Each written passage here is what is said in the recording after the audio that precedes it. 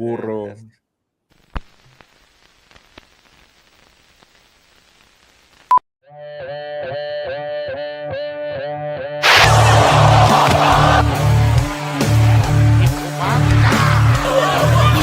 Here we are to talk about professional wrestling. Nobody knows the whole story, so I'll tell you. How about you, Jason? Oh, this is like a murder room. This is great. Lots of black sex magicians out there, right? And look down like, what the fuck? Oh, we're gonna just do it this way and nobody's gonna stop us. I want to show that a real champion has to do things for the community, for your people, for other women, you know? In this business, what you sell is emotions. If you manage to get people invested, you did it.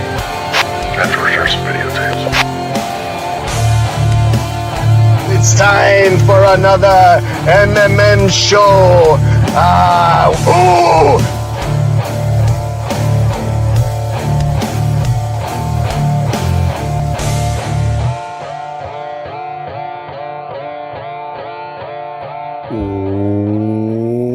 Welcome to another edition of Mass Mats and Ma'am. I'm your host, Justin Outlaw Harvey. You can find me on social media at JustinHarvey75. You can find the entire show on social media at MMMshow75. Damn it, I just realized I numbered this episode wrong. Son of a... it should be the same number? Yeah, it should be 238. I'll have to go in and fix it later. This is the 238th time you're joining us, not the 237th. I'm an idiot. Anyway, I'm your host, Outlaw, and this is my CMLL Anniversario shirt. I don't know if you can see that because the lights got all messed up now. I gotta do this. God bless America. I hate when that happens. What the? There's no screensaver thing when you turn your camera off now, by the way. Have you noticed that? It goes to backstage, but with mic active. So if I go back here, you can only hear me talking. I did that. You did that? Yeah, because we were doing the producer thing. Oh. Remember? When we were having the live, the Socoma could be having his own show, and then we were like 20 of us on the other camera. Aha. Oh, we're supposed to wear our hat today? What? I'll be right back. Which one did you get, Bear? Mexico. You got Mexico also? Who else got Mexico? Man, am I matching somebody? The Mexican got Mexico. Tony. Man, damn it. Now we're going to match. I was looking for the U.S. one. We found Byron the Korea one. I wanted the Japan one so bad, but they didn't have my hat size. Same here, but I couldn't get Argentina. It was like I couldn't. A samurai. I couldn't get Portugal. I was like, I would take Japan, U.S. totally or France. Got you Argentina. I could have gotten you a snapback Argentina. At the no. airport. I said I didn't want Argentina. I can't do Argentina. Yeah. Can't do Portugal. Yeah. Can't do Brazil. I needed U.S., France, or Japan. Couldn't find them. Yeah, we found Tony his. We found Byron Korea. Wrong one. Wow. Apparently, there was another lid store at that airport, and they might have had Korea or Japan. Wait, you got to open it now so I can see it. Yeah, that's nice. The Tigres. No. Tigres del Norte. Dude, Tigres. I saw it in Tijuana. And I was not gonna buy it, but I don't know. Then I touched it, and it's leather, and this is actually like air. That's like fresh, bro. That's air. fresh. So you use it today? No, not You can today, use it there. Yeah. because it's hot as fuck. Oh, That's a winter. special occasion. That one. Oh, Special usually occasion. winter time, definitely. Your mic sounds just a touch quiet, by the way, Tony. Oh, is it? Okay. Anyway, so for those who don't know, we were visiting Mexico last week. Bear and Byron and myself. Byron is not here because Byron got a job the day we got to Mexico for when we got back. What a big boy! Which is, it's a little bit of a problem though, because while in Mexico, what we happened to have done was shoot a brilliant documentary, and it's fucking amazing. We had some amazing guests. Tony, you want to tell them who the guests were? Because Tony was responsible for getting all of the guests. I got none of these guests. I felt indicted on that. Tony is responsible for all the. Yes. Yeah, well, so I'm first saying of it that way. So if the guests suck and you don't like who's in the movie, blame Tony. I don't know if that was gonna happen. Well, first of all, I would like to thank everybody at CMLL, from the front office to the people that serve you beer, the security guards. 100%. I want to thank everybody that's the ushers, everybody that works there. It were 100. I want to thank Marcos Alonso. I want to thank Marco Alonso because he kept the arena open for us way past his time. After a show, just so that we could film an interview with Thunder Rosa. But That's right, people. Listen to what Tony's saying. In the empty arena, Mexico, after a show, we got to use it as a set. So good. So good. Do you know how much it costs to rent Arena Mexico for an hour? How much does it cost? Do you know what kind of insurance you normally have to do an event in Arena Mexico for an hour? We did it twice in one day. Do you need to have? Also, I want to thank the one person that said yes before anyone else. He's the big honcho. He's the boss. El Jefe. Salvador 𝓸𝕄 was the first one to grant us an interview. I couldn't believe when they said yes. Tony, you have to center. Hold on, Tony. You have to center yourself. We can't see you on the vertical at all. It's been a rough couple of days. You're off kilter. Yeah. Well, Berk is not visible.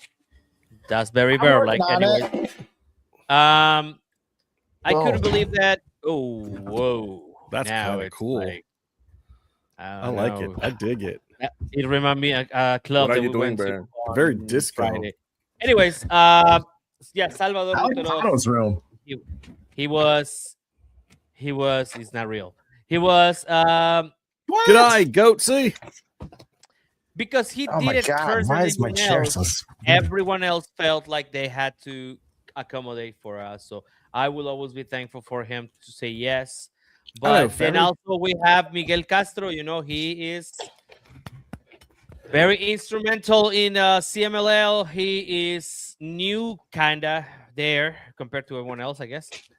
He's making. But he works so friggin' hard, and he was the first one to be like, you know, I'm doing commentary, and I know there's stuff I don't know, but I'm smart enough to know what I don't know, you know, and I get excited about it, and I do more and more research every week. Like, that's what you want to hear from anybody in wrestling. Like, not that they're the best. You don't want to hear that all the time. What you want to hear is I'm doing my best. And that is a guy that is absolutely doing his best. Loved it. Yes. And also we had Hechicero, and then we had I like how he just brushes past Hechicero like it's nothing. Like the Undertaker of Mexico. Like the locker room leader, the top guy behind the scenes and in the ring, Hechicero. And he won. Dope. The bad son just. I think he will be fine if I just say it like he's humble enough that if I just say Hechicero, our good friend Hechicero, that it will be okay. No, but if we're gonna talk about Hechicero, it's I don't know. He's so humble. I don't know. If you Hechicero is everything you dream a luchador will be. There we go. Hechicero, it's the kind of person that you will hope that when you meet somebody that means a lot to you in Lucha Libre, it will be that kind of person. He's humble. He's accommodating. He is a fucking intellectual of Lucha Libre. That cannot be said enough. He is such a scholar of Lucha Libre. The way that he will let you know about how he feels about Lucha Libre and the things that he knows. I'm gonna tell you something. It's without the range of mortals. Like he's knowledgeable beyond we had a little snippet, and I don't know if I can tell this about how long it took him to like debut in wrestling. It's insane. That's what they say. The man that was born to wrestle. That's his moniker in the ring. And yes, I thought you were about to go to a clip. I wish you could. All the clips Talk to are Byron. still in, bold. No, don't. We Don't should talk get- to we Byron should right be- now. Don't say We should get anything to some Byron clips. about what he's got to do with the footage because he. Are we calling He Byron? told me today that he No, thinks don't. that days are 25 hours. So we got an extra hour out of him that we weren't even accounting for. His days in Mexico were 25 hours long. Yeah. And We then owe him got back Máscara Dorada. those hours. Máscara Dorada, I was not there for. I was there virtually, even though I was in the same city. Well, But so I let me was- say this because Dani Diaz, who is not a regular part of our program, it's Pato's. You guys are roommates? Mm-hmm. Yeah. Okay. Somebody asked me What if you you were think of her your uncle. cool AEW room? Uncle. Somebody What asked the me if you were her uncle, if you were Tio Pato. No. Anyway, she is a freaking brainiac. She was one of our fixers along with Pato while we were there, and she actually translated for me and did half the interview with Máscara Dorada and probably buried me the whole time because I found out later in her interview that she was just feeding us false information to fuck with Gringos because she thought it was funny. Sounds right. Love right. Dani. Dani is the best. Thank you, Dani, wherever you are. That was awesome. Thank you. I hope you didn't bury me to Máscara too heavy because I saw him laughing. She was like, I'm going to tell him the story about how you got mistaken for him. But I don't know. She might have told him that I shit my pants that morning. I don't know what she said to him, actually. So I may have done that interview with her as a translator, or she may have looked at me and let the dumb American say some stuff and done her own interview. We'll see when I get the transcripts. Next time on MMMshow. No, I know enough Spanish to know what his responses were. They were actually phenomenal. He's a very smart kid. Also, this is not the Grand Metalik incarnation. This guy is the future of Lucha Libre at CMLL. And It is still the future that Salvador mentioned him by name during his interview. So, I mean, he's stepped right into one of the biggest gimmicks in Mexico and hasn't missed a beat. It's like the character was never there. It's like he always was the guy. Everybody in Mexico respects him. They love him. He's not at Mystico level yet, but he's like, what, 24 years old or something? 25? I mean, he's a math wrestler. We cannot say his age, but he's going to be doing this for a long time. And he's going to be doing it at the top of the game because he's already in top guy level stuff right now. So it was an honor to have him on there. He's probably my new favorite luchador. I got one of his masks. Actually, I got 2 masks from him while we were down there. Wait, you got 2 masks from him? Well, I got a mask from him and another mask at full price. I think Máscara Dorada was cheaper than the one that you bought off the street. Yeah, not really. Let's just say 600 is a good number, and one of them was in pesos and one of them wasn't. I have some people money. oh, wow. But no, absolutely worth our time. That was a fun interview, and I actually did that one. And Pato, you did an interview. Who'd you get to interview? Ángel Dorado, Ángel de Oro, no Ángel Dorado, de sí, Oro. de Oro. One luchador from shit! Wait, is he alive? Wow. Yeah, he showed up. That's what his name is. Look at that weird hotel room he's Did in. you guys start the show yet? No, Yes, Dude, this is why? live. we're not on the air. You can say whatever you want. No, Are you, please. We're does not your hotel live. have a drop ceiling? What's going on there? Fuck. Wait, shit, are we fuck. 5 minutes in? Yeah, we're more than 5 minutes in. Yeah, We were just talking about Pato's Oh, interview sorry. with You said I Ángel de could say anything I Oro. wanted. Oh, that was amazing. Thank you. Did you understand every word that I said? Of course. No. No.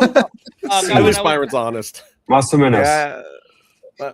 Good. Well, I did this interview in Spanish, but I'm hoping that you're gonna do a great work translating it. Oh God! By doing not the great work translator. translating it, you mean by letting AI subtitled form when he cuts stuff? Yes. Yeah.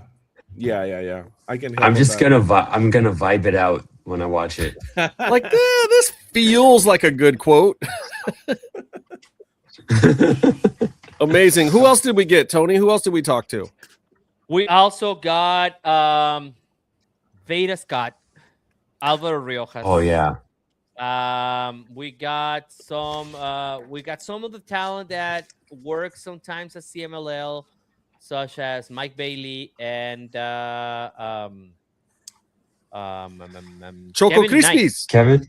Choco Crispies. No. I stopped myself. We're Can you explain Choco Crispies? back in America.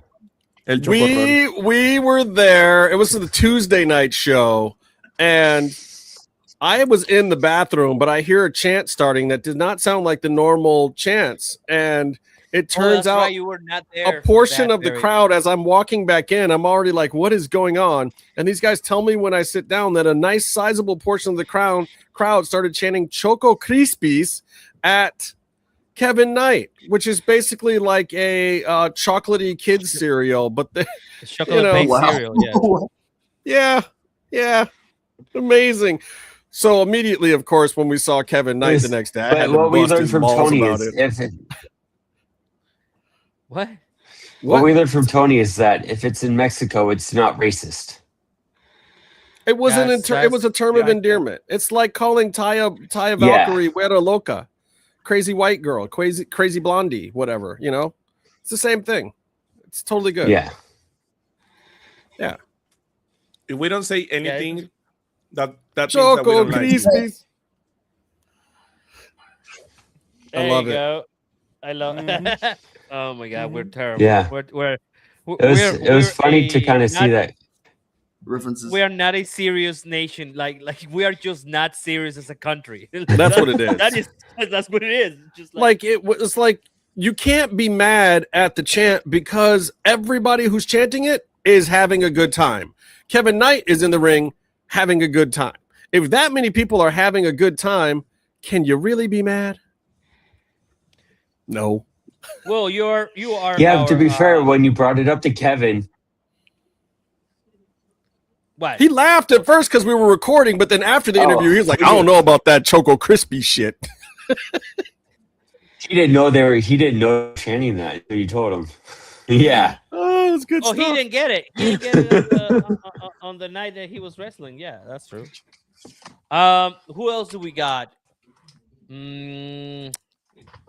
Well, of course, we got Thunder Rosa to be on the show. You missed me putting you over, Dani. I put you over, and I'm glad you weren't here because I wouldn't want it to go to your head. Not one single bald guy escaped the pinche pelon chant. Bro, yeah, people gotta go with that shit. There was a lot of that chant going on once AEW showed up. Yeah, that is true. Yeah, it went the whole night of Grand Slam. Let me tell you. Yeah, you're forgetting. Johnny Robbie. Tell us about Johnny Robbie. Johnny Robbie. Johnny Robbie was more of a informal launch thing that we set up because we were tired of being in an office just interviewing people. But I think we got something very, very, very important. But from it was her, supernatural. I love the part that she was talking about how she's kind of accepted as the new incarnation of what's Mexican. People understand that she is Chicana from the States, and that is also a part of Mexican culture, which I thought was a really important statement. Like, she's not trying to be Mexican from Mexico. She's trying to be Mexican Chicana from the States. She's a Mexican American, and that part of the culture is really important too. She wants to make sure it's represented, and people are accepting her for it. Yeah, I mean, it's like, you are not. But well, if we get complicated, California was Mexico at one point, right? So a lot of people. I mean, only technically. the border did not cross them. You know, they got crossed by the border. Well, So yeah. what it he's was saying, first Byron, in is if you Spain. come up the Gulf of America and then you take a left into that other What is the portion, Gulf that of used to Gulf of be what? part of their. That's the joke, Pato. That's the joke. I know. No, Say I know, Gulf I of know. America, That's- you say what the fuck? You know. What is the Gulf of America? Anyways, So technically, Byron is Mexican. no, because Mm. he's from Yo, Connecticut. sorry. Yeah, he was a Yankee.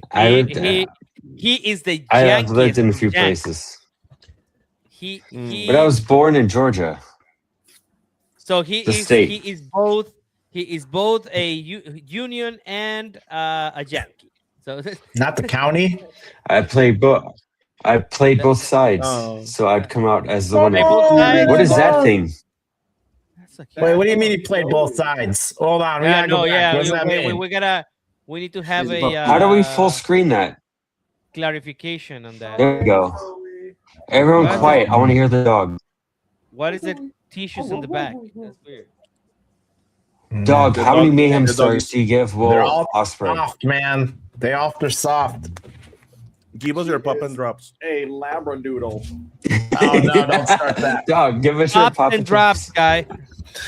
See how it's Byron's got a pop. I heard. Drop is people doing Pop. late night podcasts when she's trying to sleep on my bed. Pops, chew toys, drops, cats and mailmen. Well, this What is the okay. fuck? Cats and mailmen? Wait, what? Yeah, She for the actually loves dog. cats. Well, this is the reason why. This is the reason why it was so important for Thunder to win the Mexican National Championship. People are now talking can't read about that. it online. I Yes. know. Now people are talking about it. They're explaining what it is. You know, so that's why I'm so happy about it. This is also And why it was also- so important for Tony Khan to put her on TV tonight, regardless of whether or not she had a bunch of stuff to do in the storyline. Like, dude, when you got people from your promotion doing big things, just put them on TV. It's what we were talking about Tony with the boxer guy. Big What's his things name? popping. Oh, God. Anthony Ogogo. Yeah, Ryan. go. Oh, It's just God. like just put him on TV, TK. Like put him Doing in what? a 0 hour. He's as good as the Doing Costco what? guy. No. Spotlights it. Why is Barry And Gringo and Gogo? also, I'm gonna call him right now and tell him you don't like him. That's not that And I also- don't. I don't get it. You don't get you don't have to putting get it. Thunder on That's why you TV just put because on he's the TV. Mexican national champion. The boxer. Wow, I dude. can't believe you said that. Oh, Aloso. Anthony Ogogo? Anthony Ogogo's Yeah. great. I know. You keep telling me. I haven't seen him in like a long time. Yeah, he still works That's for the the company, believe it point. or not. That's the problem. Hey, He's what the time guy is who it has a. London right now? What time is it in But London? here's- It is 6. He's It's got 8 an hours from Instagram it sometimes. following, is what you guys tell me. He's got an Instagram He's following. is he not an Olympic athlete? Hey, what do you mean he's got a great? He's a fucking Olympian with a gold medal. What the fuck? That is. And it's not even Yeah. it's not even just that. It's not even just that. He's got a great deadbeat personality. guy. He's a great broadcaster. He's really funny. He's handsome, and he's actually a But he's- decent wrestler. Is He he? loves- So Last what is time the I saw, point? all he could do is throw a punch. That was like all I could see in the That's last all time they I saw let him on him TV. do. He trained for like a year and a half solid during the pandemic. He had nothing to do but train wrestling every day. If Yeah, he comes he's in done a lot and he's better. a decent wrestler, I'm all about it. If he comes in as like an an attraction where he just punches somebody, that's just I don't know. I get Yeah, that. he can actually wrestle. First of all, also he's a fucking boxer, so of course he's gonna punch somebody.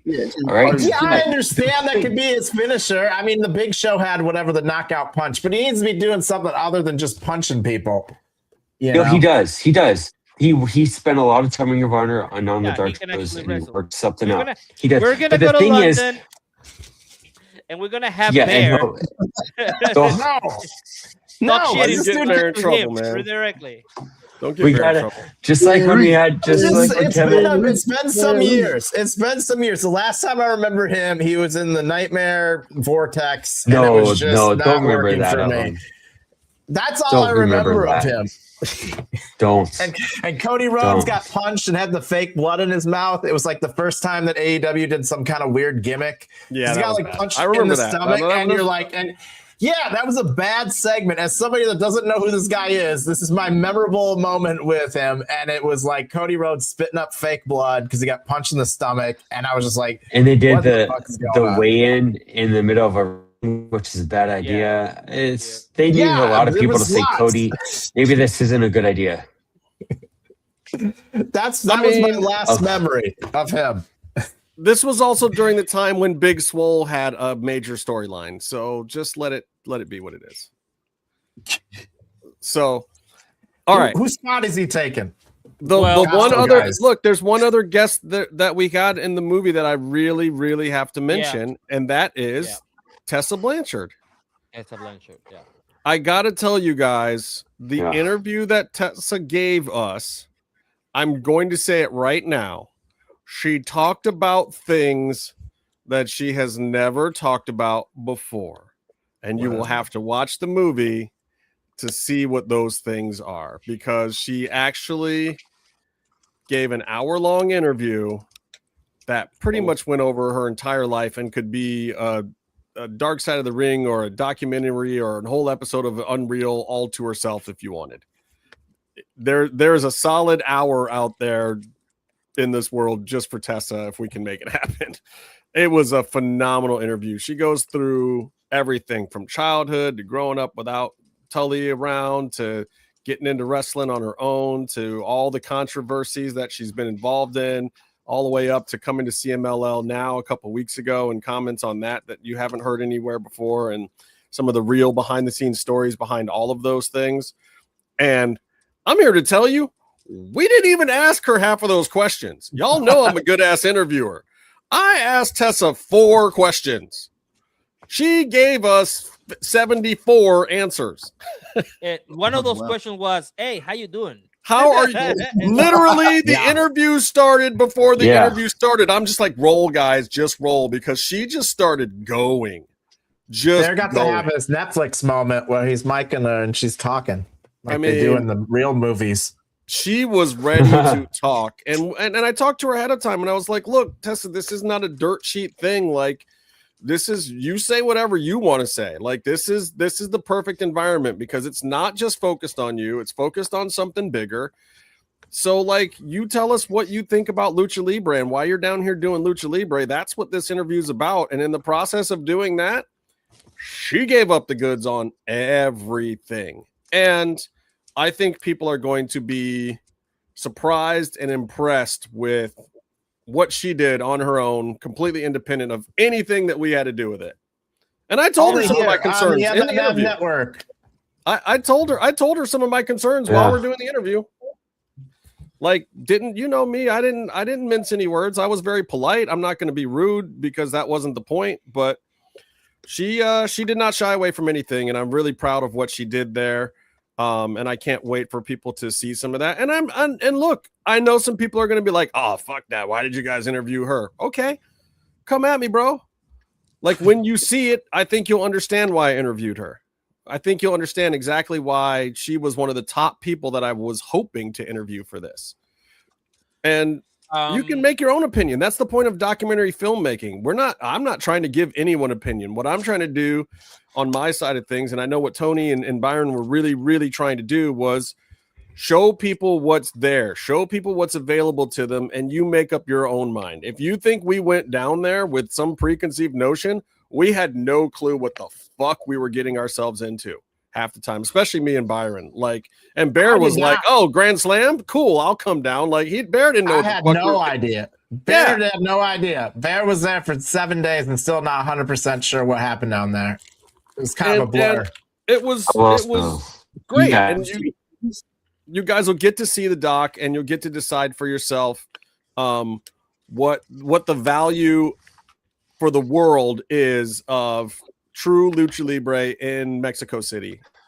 And if I mention something about the interview with Tessa, is that I hope that people take away exactly what I have taken away from her for the past year, and this person that she is right now. That like I said, every interaction that I have with Tessa Blanchard is a good interaction. She is beyond a locker room leader. She is accommodating. She's been a great person to me every single time. And there is nothing like this is the Tessa that I know. I don't know about the Tessa in the past, and I said this in the interview. This is the Tessa that I know, and for me, she's been for a great person to be around when we are at CMLL every single time. And I am thankful to her for giving us and trusting us with this interview. And I hope that everybody sees the person that she has grown into. That's all. Yeah. And I hope everybody realizes that she knows the person that she was also. And she says it herself. But you have to wait and see it. So the moral of the story is Doc went great. It's in the can. I had some meetings today. I'm already talking to people about what we're going to do with it. There's a lot of options. After we're done with the show, I got to meet with Tony and Byron and figure out a couple or three things about it, because I got to figure out how to take some meetings that Byron doesn't have fucking time for.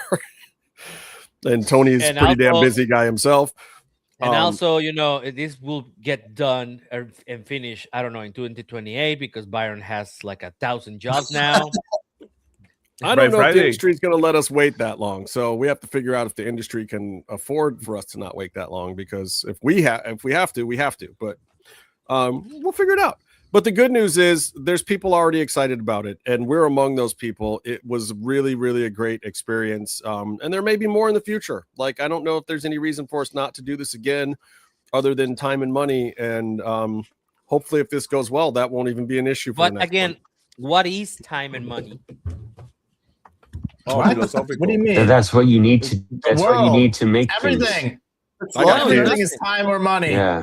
I look, guys. I had $0, and I've had a lot of dollars, and shit gets done regardless of either. So yeah, that's true. I had $0 when we did this one, and it still got done. Time is the most valuable currency, man. Time is the most valuable Byron's currency. like, fuck that. Do you guys know how much shit I just did? Hey, look, I'm not even going to bullshit. I'm going to go deliver. I'm very honest. I'm going to tell you something. Dude, look on Byron's face there when you said that shit. No amount of money. Like he saw Nam. No. No amount of money will have gotten us Salvador 𝔸𝕗 in the first interview. I can tell you this much. But my point to that is, you still need a drive to put the footage onto. Those cost a lot of money. It's funny right now because of what you're saying. You froze for most of it, so nobody knew. But you were saying something very important. No. Let's just assume he said some very important, poignant shit, and we'll just move on. What I was saying is, it's done, Byron. It's out there. We did it. We got it, bud. We appreciate what you. We appreciate it. Wait, I appreciate you. Mexico City have better internet than you right now. What the fuck is happening? He's in a fucking Days in New Jersey. I'm in a Days Inn in New Jersey. Like, lower your expectations. And what does Danny say about it? The power of love and friendship will take Coma and Meef to Arena Mexico in 2027. Meefloaf may debate it with you. Like, Meefloaf didn't even want us to talk about the trip because he knows he should have gone. But Meefloaf is scared shitless to get in an airplane. Danny, you got to start a Kickstarter. We got to start a Kickstarter to put him on a cruise. That goes to Cancun, and then we have to take him from Cancun by donkey all the way across Mexico to Mexico City. You have to say Tony try and book a plane ticket. I don't want Tony booking any more plane tickets. He spent so long booking a plane ticket. Somebody else needs to be in charge of that. I was going to buy him one, but he's not going to come. The plane ticket thing? Oh my God, I know. It's in the video, right? Yeah.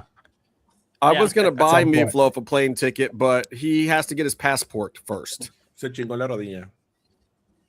Wow. Come on, you got a passport?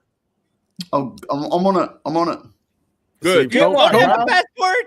What the fuck is wrong with this? Like, I've never traveled outside of Australia. I've been everywhere in Australia. I've just never traveled outside of Australia. So Australia's a big place, Tony. There's a lot to do there before you leave there. It's not that big. It's like big, but it's not that big. Like, come on, man. You got to get out of there, Toma. It's like the States. You can fit almost like 12 Texases inside of Australia, dude. It's like come to Wisconsin. I live next to the water park capital of the world. You can ride some water slides. Are you wearing a J-Hooks? No. Sweatshirt? Yes, sir. Comma? Yes, sir. You know that's my that's where my family lives, right? That's crazy. Oh, God. I can't believe he's wearing a We're about to get J-Buck. some folksy bullshit. See, they're bonding already. They're sharing a outta room here. on the next one. Rock shock, motherfucker. What? What? So the moral of the story is I'm going to move on to some more current wrestling stuff. Actually, I want to talk about some of the stuff we saw when we were there wrestling wise, but hold on. I need to ask this question. What is going on? How soon? Western That's what you internet. need. Hold on. No, my internet sucks, but I just need to know how soon. What's everyone's? What? How do I say this? How long did it take you to eat a vegetable or a fruit once you got home? brother, in the airport, and I filmed it, and I'm sending Yes. and I sent you the footage. And since I've You guys been are eating back, I've vegetables? eaten a salad every single day, along Yes. with a raw vegetable with every meal, because my body was dying for actual vegetables. You guys gotta don't make have up for it. now, like we Chicken don't have nuggets. vegetables in Mexico City. No, it's not that you don't have vegetables in Mexico City. It's that I don't know the Mexican words for any vegetables. Salsa is a Oh, salad. broccoli. Salsa Tomato. salad. I got salads while we were there too. You guys saw me. I ate 2 salads while we were there. Two whole Yeah, really. hell. What the fuck is Justin doing? I'm also used to eating fresh fruit with every breakfast, and even the nice places Yeah. we went for breakfast didn't really have a ton of fruit. Everything was Well, you tried delicious. cooking though. Yes. yourself that breakfast that one day, though. That Where didn't do go you guys so well. go? Pato, didn't we have like every single breakfast we had? Didn't I always Yeah. go like, what do you have for fruit? Yeah. Every Yeah, time. but you Every guys are single bougie. I'm looking Bear for fruit got at a Taco beer. Bell. Bear was got getting a beers beer at breakfast. At breakfast. Listen, Oh, yeah. breakfast Be- beers, Breakfast lunch beers, Lunch M&Ms, breakfast lunch M&Ms. M&Ms, Oh, boy, beers and M&Ms, peanuts and beers, man. Yeah, Peanuts pretty and much. beers. Midwest All right, life. so we got to talk a little bit about Grand Slam from Mexico. I want to talk about that for a minute because it was a pretty good episode of Dynamite with a 54-minute overrun. Jesus Christ. that No, was a no. It was a pay-per-view. 2.5 hour budgeted show. I don't even So know it's only why you keep going at that point and don't just go all the way to the 3-hour mark and be like, oh, 'Cause they sorry, had Warner to Brothers, get- we thought it was a 3-hour They had to get the impractical jokers on there. They had to get the one for joke. 6 minutes. They got the one They joke could in. do a whole segment. They did a whole segment. I bet. Now, somebody put on Reddit that they're just thinking about somebody's grandma like DVRing was Modern Family and then turning it on and seeing the fork spot, and I thought that was kind of funny. Oh my God. Me. That would be great. Well, That that would is be one of the main amazing. things I want to bring up about Grand Slam that we haven't had a chance to talk about here, which is Esto es Lucha chants in the main event of Grand Slam. Was that Lucha? Or was I mean, that's what I Mexico took away. Yeah. just No, that hold on. happy to see some American wrestling? Because that felt a whole lot like No. American wrestling to me. America. What? America. I gotta say, Will fuck Ospreay, yeah. Mark Davis is what we're talking about, by the way. It is Yeah. like, there is this what is the name? Papa Subito. It was like when somebody becomes holy because there's people are asking for it. Like in Catholicism, if people in a particular place decided there was a holy event, it becomes holy because people are calling for it. So it is the same situation here. It became Lucha Libre because the crowd that was there was calling Lucha Libre. And we have to understand, LA Park and Rouge got thrown out of that place because of a Lucha Extrema. So at least that's what the story. Well, a Lucha Extrema people where they were went into pissed business off. got a for couple themselves. Shitty takes in before Tony came in with the awesome explanation. Like we could have got a couple of good shitty takes in there before that. I'm sorry, I'm too good at my job here. What the fuck is that? I mean, you can man? still throw in a shitty take right now. I mean, for me, that wasn't even the best match of the night. And if there was like any that were like truly kind of in the spirit of like luchador, it felt very similar. You know, that Bailey and Fletcher match really was amazing. Here's a point that I would sort of bring up with this. It's like there's this joke about someone says, I ordered Chinese food with my girlfriend tonight. And then, can you say that? The next day I ordered Chinese food again, and she's like, we can't eat Chinese food 2 days in a row. And you say, oh, people in China eat it every day. Like, do we have Lucha Libre to us in America is a specific thing that is different. Is how much Lucha Libre this spring is it the wrestling you watch in Mexico, you know? So like it can call stuff SOS Lucha because it is to them. It's not like it has for them wrestling has to be a Hurricane Rana, you know? Man, or a tope good or in something. there. Like, it's wrestling to them. Don't tell him, Bear. Just let it go. There was something good in there, but no. Jesus It was a great Christ, point. man. Bear, do you want him to do it again? I think I got the gist of it. You know, he's like, well, to some extent, Was there's it? this interesting take that like luchador from like an American standpoint is like we get a very small dose of it on TV here and there. You know, like for a long time it was like Rey You just made him Mysterio. leave. Now he's going to come back with a better connection and try to do it all over again. Damn it, Bear, just let him go. Listen, he needs a better connection. We got to get there. We got to get there with him. Just let him do it. Who cares? He sounds like a robot having a freaking erection. Have you heard Meefloaf on this show? We haven't known what Meefloaf was saying for the last 9 years. I don't. It's fine. They're still using dialogue.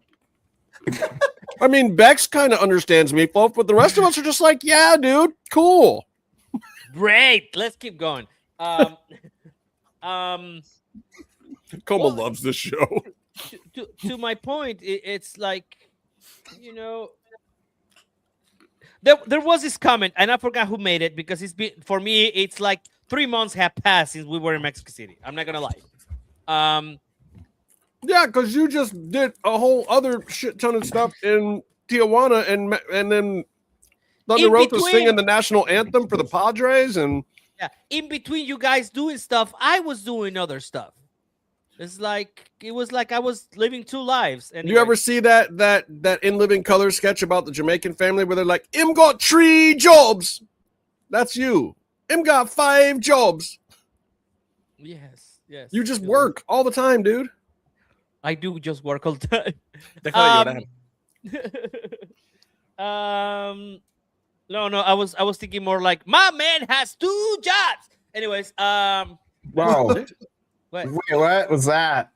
That was perfect. I co-signed that. That was fine. Thank you. Okay. All right. You got to co-sign. It's fine. What do you mean? We spoke about this. Anyways, I called Kevin Knight Choco Krispies. I don't say know if that. that's appropriate though. I can't say that. No, you cannot. Yeah, You're in America now. You're in America. Where now. you are You're back in the American now. States. Yeah, you're There is back no in, Choco Krispies chance in the States. especially AEW. And so to go back to what Byron was saying so eloquently, I completely agree with that point. Like I really see what he was It saying. was pretty good. It was pretty good, Byron. You almost topped Tony. What was the point? I mean, what you were saying was the It was point. great. It was a great point. Lucha libre mexicana. Sí, Yeah. sí. Lucha libre. Yeah. Esto es You lucha. know. and they're like, Eso es Lucha. oh, so like, Uh-huh. Lucha's life. Lucha is Lucha is life. Life. Lucha is love. Lucha's life. Dani Rojas. You said it so eloquently. I don't know if like anybody could have wrapped it up like that. Actually, So, in closing about the Will Ospreay and Mark Davis match, I thought it was a great match. In general. Like, and whether or not it's Lucha doesn't matter because I think you're right, Tony. Is like the crowd loved it. We loved it. Grand Slam was really, really an excellent card, an excellent show. It was a fraction too long, Mr. Tony Khan. I love you, but now, what are you talking about? No, because we also went into Ring of Honor afterwards, and Thunder had a awesome freaking match after that. I agree. The Ring of Honor stuff went on a bit too long, but Dynamite was great. He was hyper focused. He's thinking other. Chill. And also huge shout out to Kyle Fletcher, who killed it with Mike Bailey and killed it with Dorada the night before, which was like same level quality match, except with another awesome guy. Like Fletcher is just like, and this is the thing I like about Kyle Fletcher. I said this when he was wrestling Mark Briscoe. He has learned how to do his style, but go to any other person's style. He has learned how to base for other styles. He's learned how to work with the little guys, the big guys, to do the Japanese stuff, to do the American stuff, to do the lucha spots. Like, he's just unstoppable. And, you know, before people were really getting into him here in the States, Byron and I talked about it, and we said he was the 12th best wrestler on the planet. And that was probably about top 3. That was probably about 4 years ago.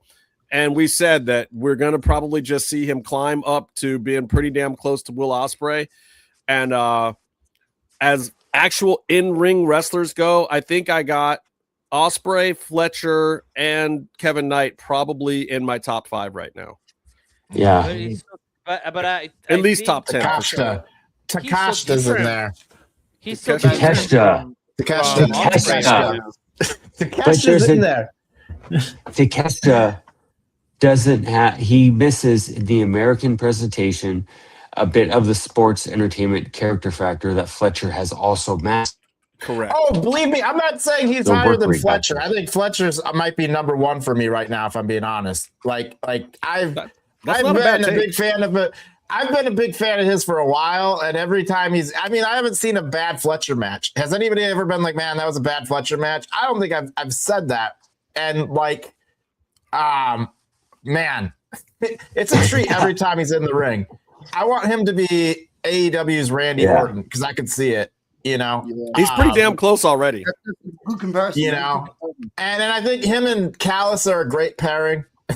You know, he kind of like looks like Callis a little bit with the bald head and everything, and I love it too. And Callis knows when to lay back for Fletcher too, and like he'll say his 2 little things to introduce it and get a little heat, and then he'll just let Fletcher go without like stepping on it too much. It's good. They are a very good combination. You know, I think Swerve and Nana kind of have that thing too, where sometimes you let Nana do the heavy lifting, and sometimes Swerve does it himself. Like it's a good combo. Yeah. Oh, also shout out to Nana because he interrupted the Spanish promo. Oh my God. Hilarious. We can go right to talking about Dynamite tonight, because when Hangman Adam Page said he was about to speak Spanish in Las Vegas, man. I was ready to turn off AEW forever. I was and ready. Then I don't know why they're trying to make Swerve a babyface, but Swerve and Nana interrupting that totally put them back at the top of the babyface list for me. I was not a Swerve fan this year or where his character's going, but now Swerve is one of my guys because he interrupted that promo. Swerve is always one of my guys in my heart. Swerve. Well, how are you going to feel when the New Day man. when the New Day becomes his partners? He's are you top gonna 5 too? Are you gonna like the Swerve Day? Are you gonna like that? Is that gonna be your thing? We'll see what happens. We'll see what happens. I don't know, man. Like it's a new house. Yes, it is. If there was any guys that were coming over to AEW right now, like New Day is Tuesday. Thursday. Whose day? It's a new house. No, yes, it is. They're going to bring in New Day and partner them with the Hurt Syndicate and Private Party. No.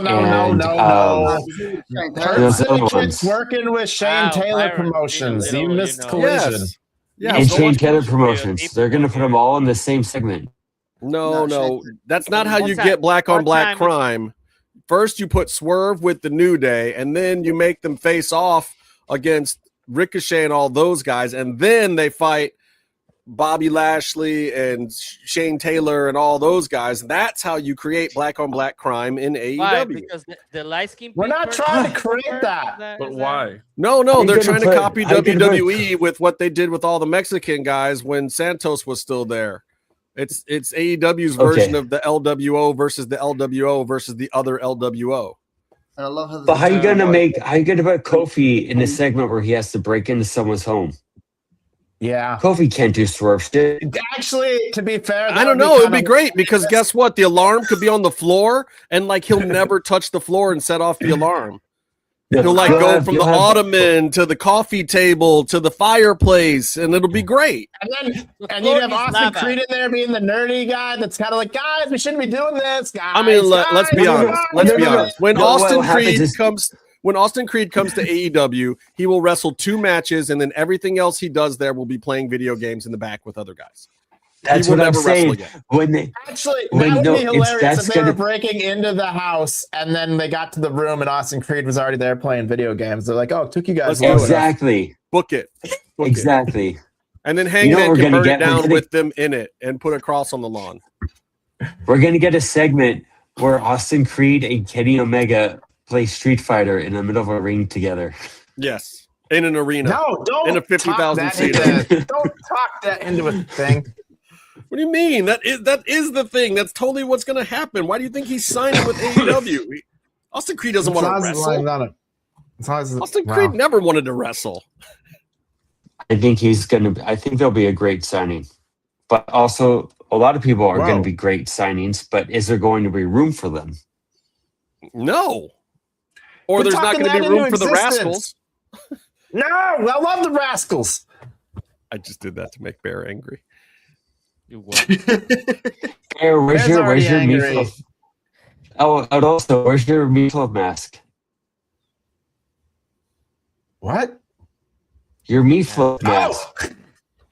It's in the other room. Meefloaf isn't even here. How are we going to torture Meefloaf? He's not even here. Then Bear's got to turn on real lights. All right. Before I go back to CMLL from last week, because I do want to talk about the Grand Prix a little bit, but we're already on Dynamite, so there's no reason not to talk about it.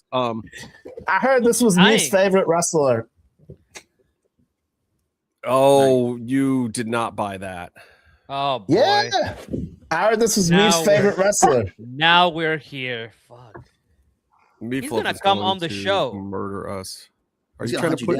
Yeah, there it is. He's going to come on the show. I finally found a wrestler that we both like. They told me this was your favorite wrestler when we were down there. I said, I got to get this. And then when I heard that Meef really liked him, I was like, this is dope. Me and Meef never agree on anything.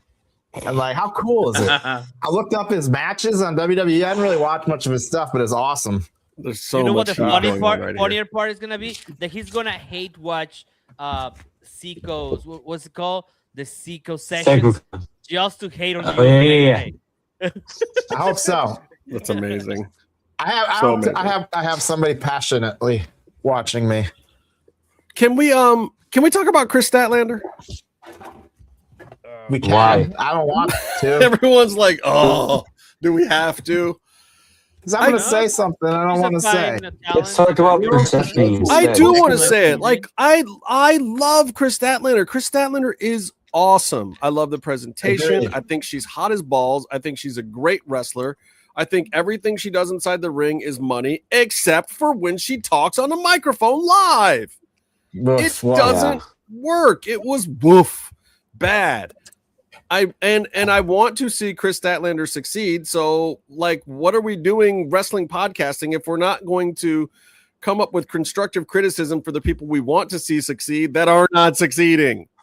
And I love that Tony Khan is still giving her a shot, but dude, we've got to figure this out. Like, Chris Statlander equals backstage pre-tape, like, and crafting and a producer, and like, she can be a great talent, but she's also a great talent that needs a little bit of hand holding with the promos. So let's just hold her fucking hand. How complicated is this? It's not hard.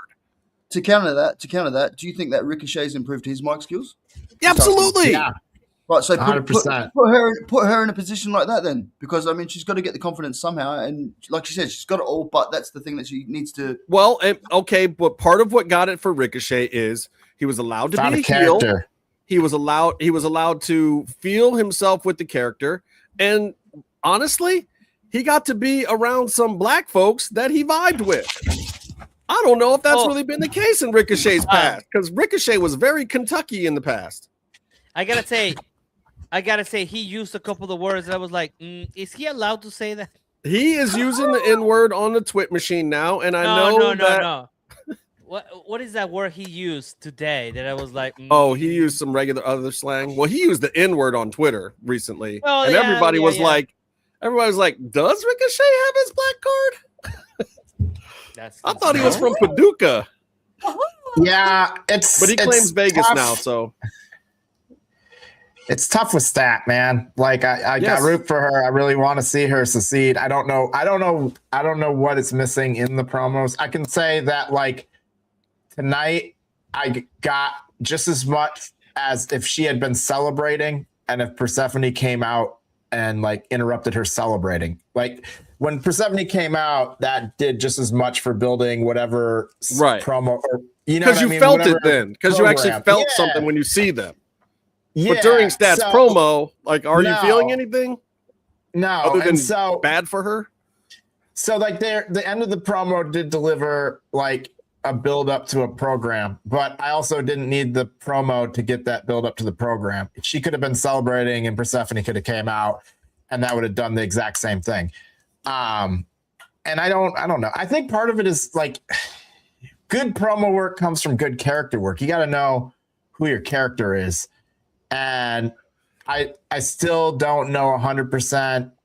I don't know if she has a character per se. And I don't know. Sucks. She's so good at a lot of things. I think maybe they need to give her like a team or something, you know? Well, and that's what Bex is saying too. She needs a mouthpiece, or she needs a team or something else. Like, she just needs somebody to vibe off of, man. Like even Bex is like, yeah, he can claim anywhere he wants, but he's still from Paducah. Give her somebody to vibe off of, you know? Like, I think a lot of effective storylines come from like you finding yourself being paired with somebody else and kind of finding some character work out of that, you know? And she's so many frenemies all the time, you know? She's in every person she's kind of like a frenemy with. I don't know. Like, she needs somebody to vibe off of. I think that would do wonders for Stat. Yeah. And they've tried it, but it's like, it seemed like they really wanted to do it with Mina Shirakawa, and it's like, okay, but Mina has been benefiting from having other people connected to her, you know? And they did it a little bit with Thunder, but then like that storyline ran out and it didn't really make sense for Thunder to be in there. And Thunder cuts a certain type of promo that I don't know if it's going to build Stat's character. Like they could seem credible together, but I don't think that's going to build Stat's character. Like Stat is like the straight man, but she needs somebody to be the straight man with. Like, well, and she had Willow for a while, but I didn't think that was that good either. Because it can't be Willow. It could maybe be Harley. Paid off. It could be Harley, but there's got to be somebody else on the roster that they could play that with. You know, somebody a little bit crazy. You know, Harley's good, but I think she's out doing some other projects and nursing a couple of small injuries. And I don't think Harley's necessarily the one that I'd like to see them elevate somebody like what's her name down in ROH, Billy Starks. Billy Starks would be great. Big Billy Starks. Billy Starks and Stat would be great together because they're both kind of nerds too, and they could actually there's something there. But Billy has Athena for that. Billy and Athena are kind of already that. I know that, and that's why that's how I know it would work a little bit. You're not wrong. You're not wrong at all. And I could see that working really well, actually. But she just needs somebody to play off and be the straight the straight man in a comedy act would do wonders for her. You know, the Drax in Guardians of the Galaxy. Yeah. I could see that. For Big Al from and she could play that too, because believe it or not, Stat is fun. Stat is a fun person. She has character in life. but like she wants to be weird. You know, she brings her pet lizard to work with her. Like that's the real Chris Statlander. She's and weird. she could play the powerhouse. Like, like she wants to get in a fight, and like the comedy actor's like, what are you doing, Stat? We don't want to get in this fight, like, like there's something like that could go a long way. Like, and it would make me I'd not say more seriously, but I'd be more interested. I mean, you could keep her as a serious act by having some, lesser comedy act with her, but then it keeps her as like a legit contender and like a strong act, I agree. Hey, Coma says he's got to take off. Coma, anything you want to throw in about this week in wrestling before we lose you? You want to throw in what? Some pop Coma's busy. What's happening? Coma's got to leave. He's got stuff to do. Gonna take my daughter places to be. My daughter doesn't, right? So yeah, no, I just it's good to hear what you guys have created and actually get a bit more, more of an idea about what was going on over there. I know you were doing your documentary and stuff like that, but it's good to hear what's actually come out of it. So yeah, we're happy to find out what we were doing too. Have you still got your kidneys, mate? Yeah, I won that bet. I forgot to check. No, but bless up, guys. It's what have I got to say about wrestling? No, I've just enjoyed what I've watched this week. Nothing really sort of stands out too much of a highlight, but it's gonna be interesting coming up to All In with AEW for sure. I have enjoyed the WWE broadcast a little bit more than what I generally have. I did raw dogging with Coma and Meefloaf on Monday, and we didn't destroy it. I can't say we lauded it, but we didn't tear it apart either. It survived for what it was, Yeah. But deuces anyway. I'm out. All right, have a good one. Get your daughter there safe, brother. Always. Later, Coma. Bye, Coma. So, I mean, that was the stat thing was a little weird. I gotta say this. I don't want to toot Tony's horn too much, but I got to give big props to Thunder because I know doing that national anthem was another bucket list item for her to check off. She did all the media, and it's still making the rounds from winning that national title, which was a week and a half ago now. That was the first thing that we saw in Mexico, and the media is still coming from that. The Friday night match was freaking one of the best tag matches since her and Holidead were doing Twisted Sisters, which was Tessa and Thunder versus Persephone and Olympia. Yeah, the one at Grand Prix. Because there were 2 Fridays, so no, the first Friday was her doing the national championship and winning the belt, which was an okay match. I'm not gonna say it was something that it wasn't. It was fine. It got her the belt and she took care of it. I don't know if that other young lady was really excited to drop, but it happened, and everything after it was gold. The Friday Grand Prix match, though, was great. And I saw Lucha blog today was posting, like, you guys keep telling me there's some kind of feud between Thunder Rosa and Persephone going.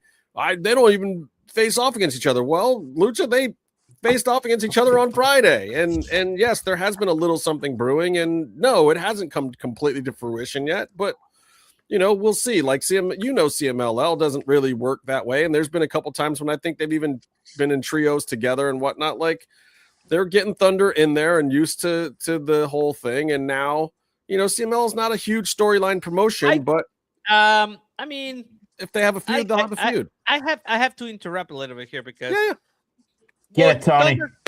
Thunder arrives to CMLL and there's nothing going on there, right? She just arrives. She's a great signing for the company. Being an Amazona, learning the ropes.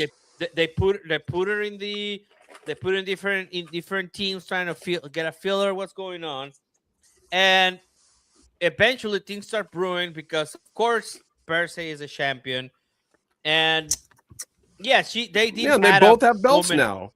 Yeah, well, now they both have belts, so I guess the natural progression is I have the national championship, which is so important. If you don't know the history of the Mexican women's national championship, it is the second oldest championship in the world for women. It was deactivated for a long time because women were not allowed to wrestle. So this is the moment. This is the moment that cements Thunder Rosa as a Mexican champion, because only if you are a Mexican national you can wrestle for this one. Now she's the champion. There is undeniable that she is a Mexican-born champion, and only Thunder can have the NWA championship and this one because she's the only one who to ever win the NWA Women's World Championship. So the natural progression is now that she has this, and she will be a long reigning champion on this, is to get the CMLL championship. Right. And of course, Percy is like seeing that. She's seeing all the exposure that Thunder's getting. She is a Ruda. She's probably a little like, F that girl. Like coming into my spot. Like they were probably cool before, but you know how wrestling is. Like, you know, tensions rise, and there's another champ there, and she's probably looking at Thunder like, I'm gonna try to put this woman in her place now before she comes after my shit. So yes, Lucha Blog, I'm telling you, it is brewing. It is on. You know, we'll see what CMLL or AEW decides to do to book it, because they both work at both places now too, by the way. So I think you've got some interesting potential there. So everybody go harass Lucha Blog and tell them like, hey, brother, we want to see this, and it is just getting started. So keep your eye on it and report back to us and tell us all the cool shit about it as it develops. We saw Rob Viper was down there on Saturday. He was probably, I'm sure he was there Friday too if he was at the Saturday show. He was there the whole time. The whole time we were there. We should have linked up with him, but I didn't notice he was there until later. I mean, if we had known, we would have put Rob in the movie. So sorry, Rob. We'll get you in the sequel, brother. But anyway, like I thought that was interesting. But the other thing I want to say is we have to give props to Thunder too for a lot of the documentary stuff, because she wasn't necessarily actively trying to help us make the documentary and everything, but her existence alone made a good portion of this documentary, either through her connection with us or with Tony or knowing Pato and Dani now. And, you know, a lot of these people know her and are connected to us through that. And so big thank you to her for being a part of this too. Just a banner week for her and Tony and Andreas and their whole team with the various appearances. And Tony's making a documentary with us at the same time as running Thunder all over Mexico. And there were two completely separate things. Not a conflict of interest for him, completely different things. He would deal with the Thunder stuff first and foremost, because that's his paying client. And then he would come and make the documentary with us the second he could get away. And it was actually really cool just to know that like so much stuff was getting done. And her storylines in both promotions right now, I think, are perfect for where she's at. And then she got to sing for the Padres. Crazy. She's been trying to do that for 3.5 years now. And in between the Padres singing and the other part, she did a meet and greet at an oncology, what's it called? Pediatric Oncology Center. Right. In Tijuana. Pediatric Oncology Center. Yeah, Pediatric Oncology Center in Tijuana. So that kids with cancer. Oh my God, I have a story. I'm gonna tell you off the air, but we're making a what's it called? A kid's wish, make a wish kind of a thing. It's gonna be beautiful. I just remember that right now on top of my head. It's that the whole story is crazy. The kid has been cancer free for 3 weeks. And we're gonna take him to Arena Mexico in September. Oh, that'd be cool. Yes, so with his family. So yeah. It's that I was like, oh boy, I was like, no, you know what, mijo, we're gonna take you to Mexico to watch some Lucha Libre. Well, kudos, just a banner week for you guys, and I'm loving the stuff that we're getting on TV. I like that they threw her into that storyline today. It made sense to me. I like that, and especially if they're going to branch off into some Percy stuff, like I'm here for it. I know Meefloaf, I'm sure, or would not. Meefloaf would say it was stupid. Like I think that, you know, but sometimes you got to do that. Like when you know the personality clashes are coming up, you just put somebody in a storyline and you make it happen. I don't know if I'm sure you have more insight behind the scenes, but. You know, I saw a couple people saying that it was random that she was there. It didn't feel random to me. You know, it felt like she started random. They're both champions of CMLL. They had a conflict at CMLL. I think the Grand Slam thing. You know what my problem with the Grand Slam angle was? Where she sat. I think they needed to sit her so that she was more on camera from the hard camera angle instead of underneath the hard camera, which is how CMLL always does it. But for AEW, they typically put the person on the other side of announce over there in the other corner. And I think they couldn't have put her at the announce table. Yeah, I think it threw people off because they didn't understand that she was involved in the match the right way. Some people didn't catch that it was her title belt that caused the finish. I was just reading the stuff. Now, we saw it live, so it played differently in the arena. But then when I went back and watched the TV coverage, I don't know if it played as well. And as Jimmy always says, like, AEW would be amazing if they could get the freaking truck directing down. And I feel like they didn't do it as much justice. So there were some people that were questioning what the fuck is Thunder Rosa doing. We'll see. I liked it. I'll take notes. It felt like a moment that, like, I would have rather had the Thunder, like the Thunder music pop, you know, like a save. That would have been, I think, the only way I would have maybe booked it differently is like a Thunder Rosa save spot, and then you get the theme music. Because that to me would have been like, oh yeah, Thunder, fuck yeah, you know. I mean, but look, it's still cool. I love that she was in the match this week, and damn, she was fucking on fire tonight too. Oh yeah. Like, there's some tag. I'm gonna be honest. I'm really liking her in tag matches right now. It's really giving me that old Twisted Sisters vibe, and I had forgotten just how good of a tag wrestler she is when she's really into it. You know, I feel like right after she was a champion, she didn't really like doing the tag matches because she got that, you know, she got that champion vibe, and she just wanted to, you know, always be in the championship match and do that, you know, level of shit that she was doing with Britt Baker. But like, you forget she is a fucking skilled pro ass tag team wrestler that has done hundreds of tag team matches. She's really good at that shit. Who would you put with her? What was that? What's your ideal partner? I mean, I liked her with Tessa. I really liked her with Tessa. Tessa's money. Thunder and Tessa even has a alliteration to it. Right. It's just like TNT. Just like her when her and Tommy were on Busted Open, they were TNT. Take the TNT and make it Tessa. Does Tessa want to do AEW though? I mean, I think her heart's going to stay with CMLL for right now, but I'm sure if they asked her to do some appearances or a run, she ain't going to say no to a paycheck. Yeah, she's dumb, but she ain't stupid. She seemed pretty just like into the CMLL thing right now. No, I think she's very comfortable where she's at. I don't think she has aspirations of doing that, but I think if they called and offered her a paycheck and CMLL was cool with it and it didn't affect her standing down there, I can't see her saying no. But I don't think she has some aspirations to be some big AEW superstar or whatever. I don't think that's where her head is right now. And maybe it is in the future. And the future could be 2 weeks from now, man. Wrestlers change their mind pretty damn fast, especially when people start talking money and exposure. Like, that's just real. Like, Tessa's not immune to advancing her career. I think she's just likes where her career is at down there. And same with Thunder, you know.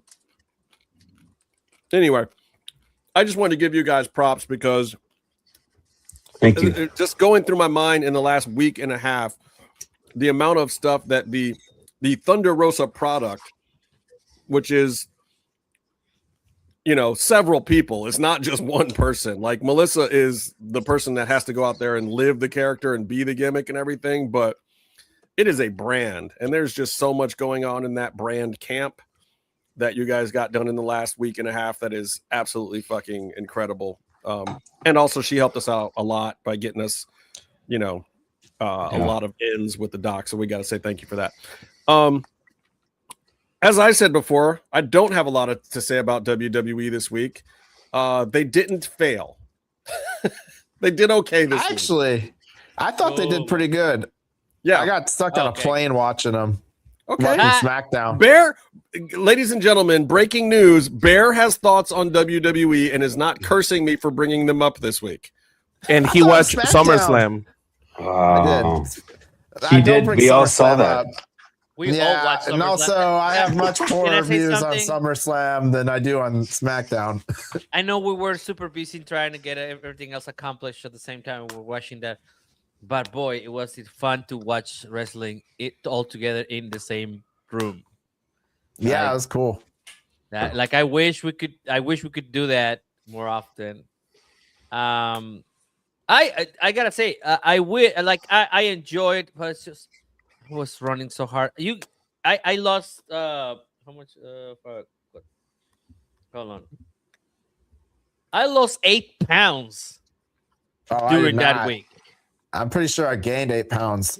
Yeah, you probably did. Peanut M&Ms. Yeah, Bear found it for you. No, but like because I ran around Luchas so much. tacos. I ran around so much that like the actual show. I think the only show that I sat down to watch with you guys completely was Tuesdays. Yeah. Because Thunder wasn't on that show, right? Yeah, she wasn't on that show. Yeah. Oh, the other Was she shows in you had to Mexico bounce then? to Oh do yeah, work. because she had come back to do more press that day. No, we did the embassy. Did the embassy thing. That's right. Yeah. So you were still running around during the day and then got over to the show at the last minute. Yeah. So I was basically the only show that I watched with guys, and I enjoyed it. But for me, a lot of like when I go to wrestling, like when you go to Lucha Libre wrestling shows, I enjoy it, but I enjoy it in a different way that when I'm at home watching it and then like talking about it, right? Well, that was the whole point of you bringing us down there. I mean, it's just not the same, especially with CMLL. It might be with AAA, but it is not the same. It is not the same feeling. When look, AAA has one of the best wrestling programs on TV. I mean, they do. And even when they're coming up with bad stuff, like I don't know if I'm really feeling Perros Del Mal yet, but the show's still great. You know, this dude got his face ripped off this week. Oh, Vex is surprised. Well, look, we only did the first day. We couldn't manage the second day because we had too much stuff going on already. But we got the first day of the watch along done somehow. Apparently, we picked the wrong day too. Yeah, I still haven't watched all the rest of the second day. I haven't watched Grand Slam on TV. I watched. You can see us on TV. Yeah. I know we're plenty of shots. Yeah. Well, that was the only reason I went back and watched it, and then that was when I was like, "Oh yeah," I felt like the Thunder thing was a little more wonky on TV than it was in person. It worked in person. It didn't work as well for me on TV. But what about the announcers were kind of all over the place too. Like they were talking about it, then they weren't, and then they were surprised, and I don't know, it was weird. I will also say that tonight I really loved Paul White on commentary. I thought he Paul got a White lot was better. Great on commentary tonight. Like I thought he was better than the last time I heard Taz. They keep pitching him into like matches though. There's been like quite a few things where like they keep pitching like him into things where he's got like beef with guys, and I'm like, no, I don't want to see that.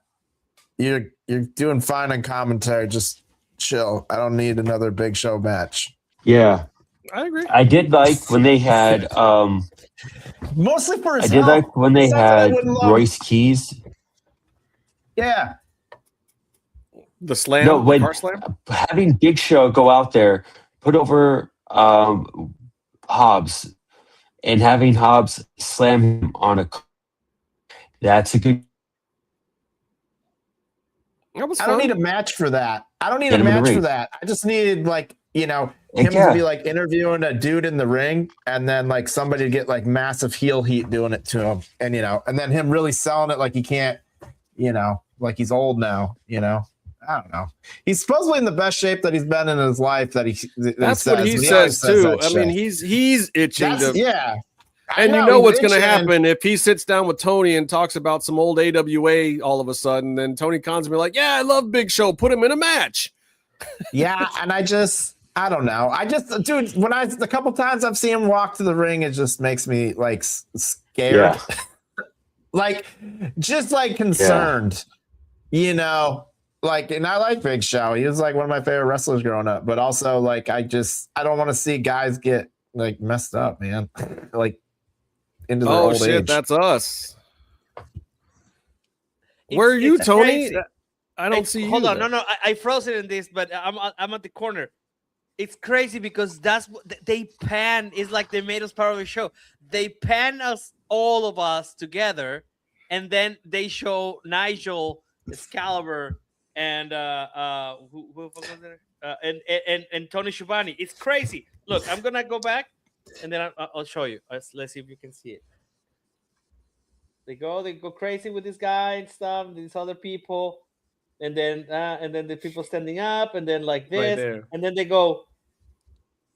They put all of us on the shot right before they. I forgot because the announce table was right down like 4 or 5 rows in front of us. But it was at an angle. That's the footage we needed to ask AEW to let us use. It's just us. Like, fuck your wrestling show. Can Oh we wow! just use footage I of am us? there. I'm there, Yes, but you please. can't see me. At least let us Because get I'm not that. wearing my That'd be hat. cool. Oh, you're not wearing your cowboy hat because you can't be rude. Yeah, you can. Somewhere, if you find the street footage or the security footage, you can see me giving Tony a ride on the back of my scooter. Okay. In a cowboy hat. You can see him with This his Tony, cowboy not hat Tony there. Khan. I know you all thought that Bear was giving Tony Khan a ride, but no, it was Tony Allen. Monica he's got his and own. I are in the whole thing the whole time, right on the shoulder, like on the right Speaking shoulder of which, Nigel. you know, I didn't put Monica in the deck, and I was going to, and then I didn't know the best way to put her in the deck. So if you want to add her to the deck, you have to add her to the deck. Tony, yeah. how do we add 'cause, Monica to the I deck? do want to have a stable marriage for the rest of my life. So we gotta Okay, put her. maybe we don't add Monica to the deck. Oh wow. What was I just gonna say? Okay, so I want to do pops and drops, but I want to do pops got and drops Mexico edition. Can we Oh, do but our we don't pops and have drops one. from Mexico? Yeah. What Can I was do a your- regular Yeah. pop? Yo, yeah, get it in, get your shit in, brother. Oh, dude, Zilla. Yeah, that was tight. Don't follow the rules. No, Zilla was tight, man. You think so? I'm worried about I'm Zilla. pro He's been WWE. real sloppy in the indies at times, man. Real yeah, sloppy. but like Yeah. charisma off the chains. I There's don't charisma. disagree with that. You know, and Thunder was the one who actually told me that she really liked Zilla for his charisma and thought he would be a great NXT addition. Because I've never met Zilla, I don't know him, but she was just like, yeah, this dude like. But NXT is the place to be if you're talking about all the stuff that you're talking. You Well, know? she did. That's a She did perfect- like press stuff with him, and she said that the dude's amount of energy and life, Yeah, like he was just nonstop entertainment.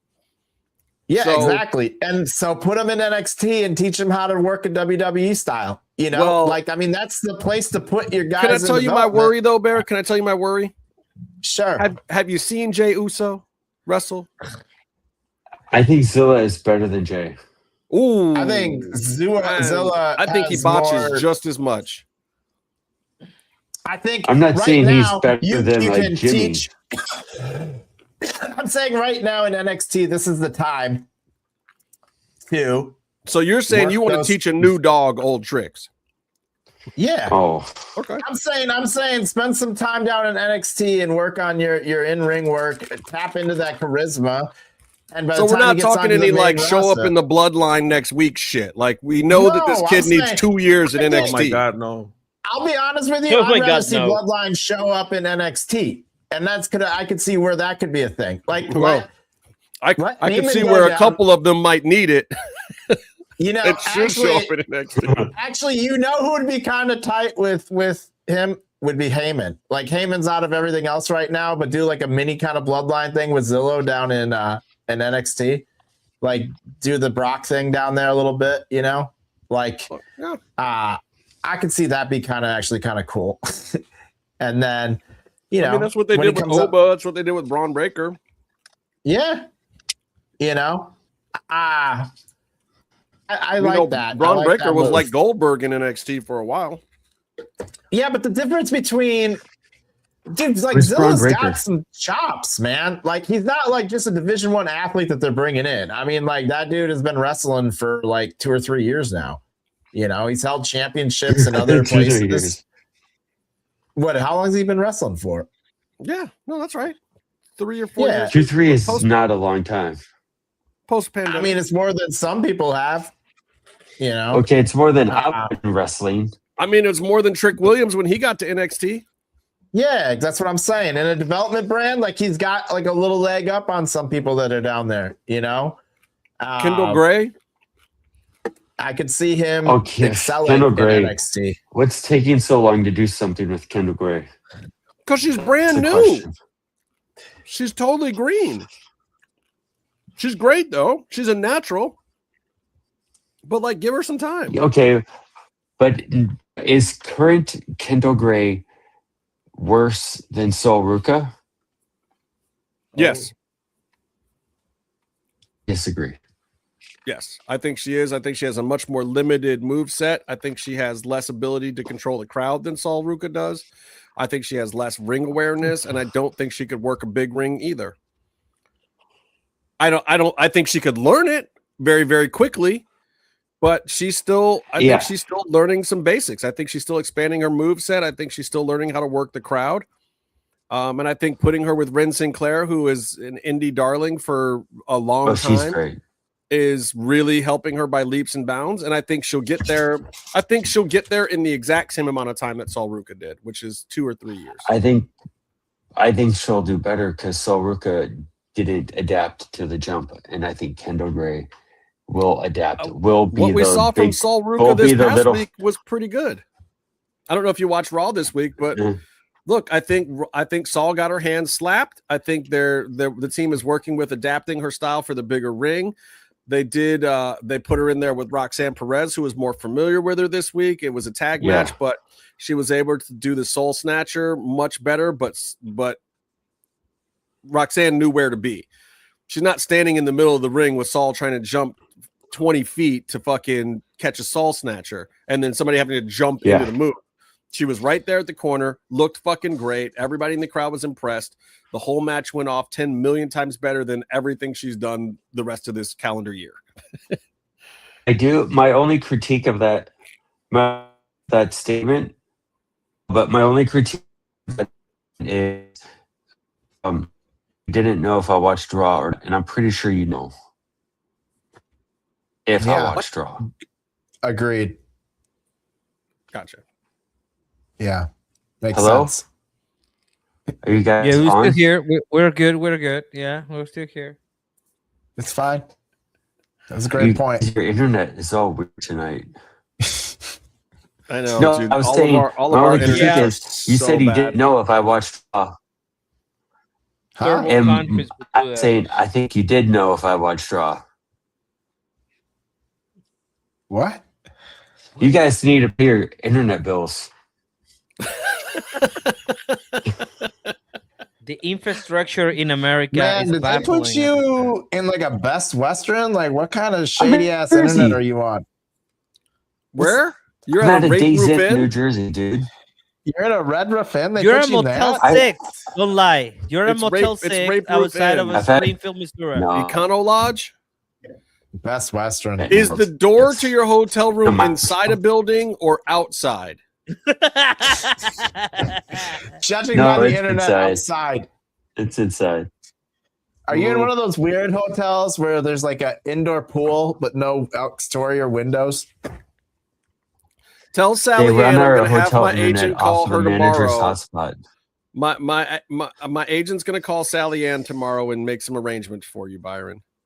We're going to get you upgraded, bro. We're going to have I bet you can run it off. We're gonna your give you a hotspot. hotspot. Yeah. Have you ever probably have a heard It would be hotspot. better if I of ran this internet off my cable? phone. Yeah, I know. That would be better if it was off my phone.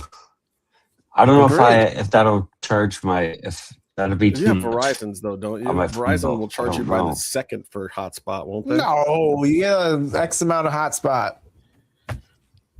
I think, unless you guys I have am to Mexican. You guys now. give They me don't charge hotspot. you. I got 50 gigs a month, I think, of hotspot now. Jesus Christ. Byron, you got a hotspot on your phone. How come I live a better American life than you guys is in America? I just don't get it. You do I mean, now I that got you've phone. moved, but You it don't took just- you moving 3 times to get that better life.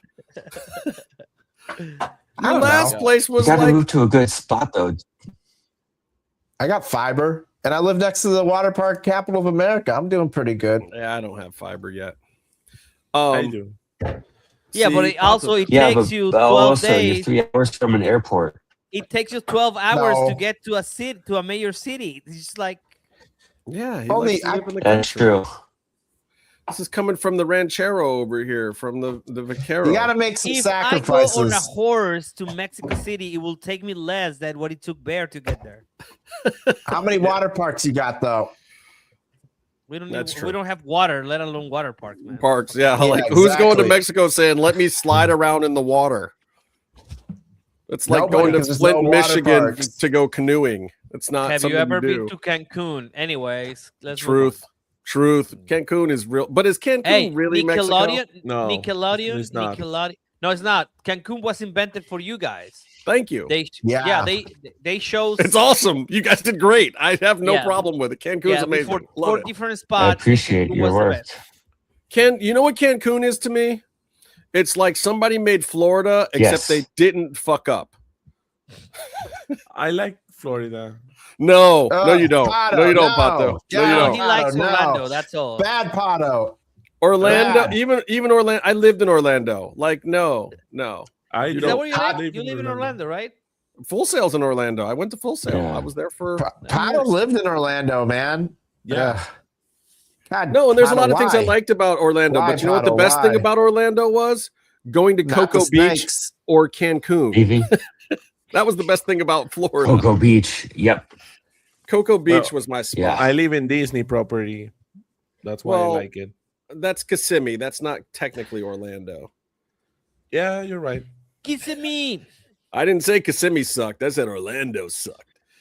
No, actually, I had a good time in Orlando. Orlando is one of the better cities in Florida to me. Not a huge Tampa fan. Byron disagrees. Miami is. They don't even have a hockey team. Miami is Miami. It's so hard to deal with. They have hockey. They have 2 hockey teams. You know what? The hockey players in Florida are way better than I expected. I didn't say they didn't. I said they didn't have one in Orlando. Pato, I need you and Dani to come with me to Miami and be my fixers, because maybe I'll like it better. Okay. No, people walk around with snakes in Miami, man. It's fucked up. I don't need that in my life. I like Miami. but imagine what the Dannies would say to somebody with a snake on South Beach. Pícale. I don't want to know. See, this would totally work. Yeah. Get away. Get away. Get away. All right. So that was your pop. What was do you have a drop, a regular wrestling drop before I get into last week in Mexico? Oh, no. Okay. No. So we got to do Pops and Drops Mexico edition, Gringos and Luchaland edition, since we're all the cast here. What was your least favorite thing that you saw while we were in Mexico? Wrestling related, preferably. But I know Byron won't stick to that, so I try. I know it's hard to think about too. It's like, but what was kind of meh? I know what mine. I'll say something. I got one. I'll say something, and I made a noise first. Yeah, no, it's cool. I was just saying I have one now. No, I don't like. I get why, but I don't like that CMLL. Okay, they don't want a bell before and after the match. Fine, but they don't have a signal that says the match is over. They could choose a different thing, and that. By the way, the whole Banditos Sobernero Jr. thing for the second time. They use the whistle. Whoa, buddy, hold on. What were you trying to sing there? La cucaracha? La cucaracha? Really? I started it. There's no roaches. There's no roaches in Arena Mexico. There's gatos. And then I stopped. I said, no, not going there. And then I tried to transition it to a different one. When I'm and I didn't know where to go. I gotta say something. I wish I had recorded it because it would have fit with my time in Wembley Arena. I always find like animals in arenas with wrestling. That's weird. Like I had the fox in Wembley, and now we had the cats, and they were going up the steps. It was crazy. I was like, it was so cool. But this is what you get when you're in Arena Mexico all by yourself, you get to see the cats that live under the stairs. They come out. There's no people stomping, and they're like, That was so cool. They're Those cute poor cats too. They look. traumatized They don't. cats. Yeah, yeah. No, they didn't look traumatized at all. They were not like. It was not like Okay. a sickly street-looking It was cat. a healthy cat. No, This I was just like was thinking if the they're Arena underneath Mexico the house seats cat. Okay, as long as they're cool with that stopping, because that'd be freaky. As a cat, I'm sure No, the no one cats was there. It was after cower in the hours. corner when it's a Friday night show. But they probably go out somewhere. I'm going to second this I hope one. so. I felt bad for Aubrey, who has refereed hundreds of matches down in CMLL and still keeps calling for the bell and then going, "Oh yeah, never mind." But then I thought about it, and then I will probably ask her about it. But I thought about like she cannot stop doing it because what if she doesn't do it in an American one because she's trying to get used to it? So she just goes like, Yeah, and actually it helped me because I knew when the Aubrey matches were over because she would look at the corner and go like this, except that corner is the Spanish commentary team. It's not ring bells or any of that shit. There's no one over there. She's just pointing at the announcers and then she's like, "Oh yeah," and it just raises the guy's hand. But I can't even tell you how many times there's like a 20-second lull where the crowd doesn't know what's going on. And we're talking about people that watch Lucha Libre all the time, and the finish was pretty clear, and you're still like, was that the end of the, especially for the submissions. You're like, oh God, yeah. Because they don't tap. It's when somebody gives up, but it's not, they don't tap in CMLL. They can, but they typically don't tap. They just say they quit or well, then the ref it the has ref to needs be a a camera. verbal. It's a verbal Then the mic submission. Then the ref needs a mic so we can hear it. Well, it doesn't matter. That's how we do I quit matches up here, but down there you just verbally submit and the match is over. But the crowd, there's a 20-second lull where the crowd does not know that the match is over. And it happened, I think, 20 times while we were down there where we're all like, oh yeah, it's over. Okay, yay. And the whole crowd is that way. I mean, people who watch Lucha Libre all the time are that way. So I agree with Byron. That's a good drop. Who else got a drop? No, I'll give you mine. I'll give you my drop from last week. The Soberano Jr. versus Bandito mask debacle was my drop. Oh, man. Yeah. I just like. But that's also related to mine. But it was exciting. But it was exciting in the way that it was like, you knew you were seeing something you weren't supposed to see because shit had gone sideways. And like, you know what the funny thing is on that? So I was sitting next to Mike Bailey. Right. I saw you were on the other Bailey, side. I got shots of you sitting with him, by the way. Yeah. And Mike Bailey goes like, well, last year it was a perfect show for us, meaning nothing went south. Right. And there's like, I wonder if this is going to be the same thing. Well, Mike, it did it. Let me tell you. No, it went a little bit awry right there. So this was during the Grand Prix, which is like a 10 versus 10 elimination tournament, where, you know, anybody gets pinned or submitted, they get eliminated from their team, from their side, and then whoever is the last person standing from either side is the winner of the Grand Prix. But also in Mexico, you can lose a match if you take off someone else's mask. That is an instant disqualification regardless of match type or match rule set. So this resulted in a double disqualification for both guys. I don't know exactly how it was supposed to go, but there was a bunch of mask switching, and then there was fan masks, and there's all sorts of pictures of Bandito's face completely exposed out on the internet now from it. Are they really? Yeah. Yeah. And that's not the way it was supposed to go down. Soberano ripped Bandito's mask and then didn't give him the other one, didn't do the trade spot, and then when they were head to head was kind of lifting him up and doing stuff that traditionally you're just not supposed to do unless you're in business for yourself.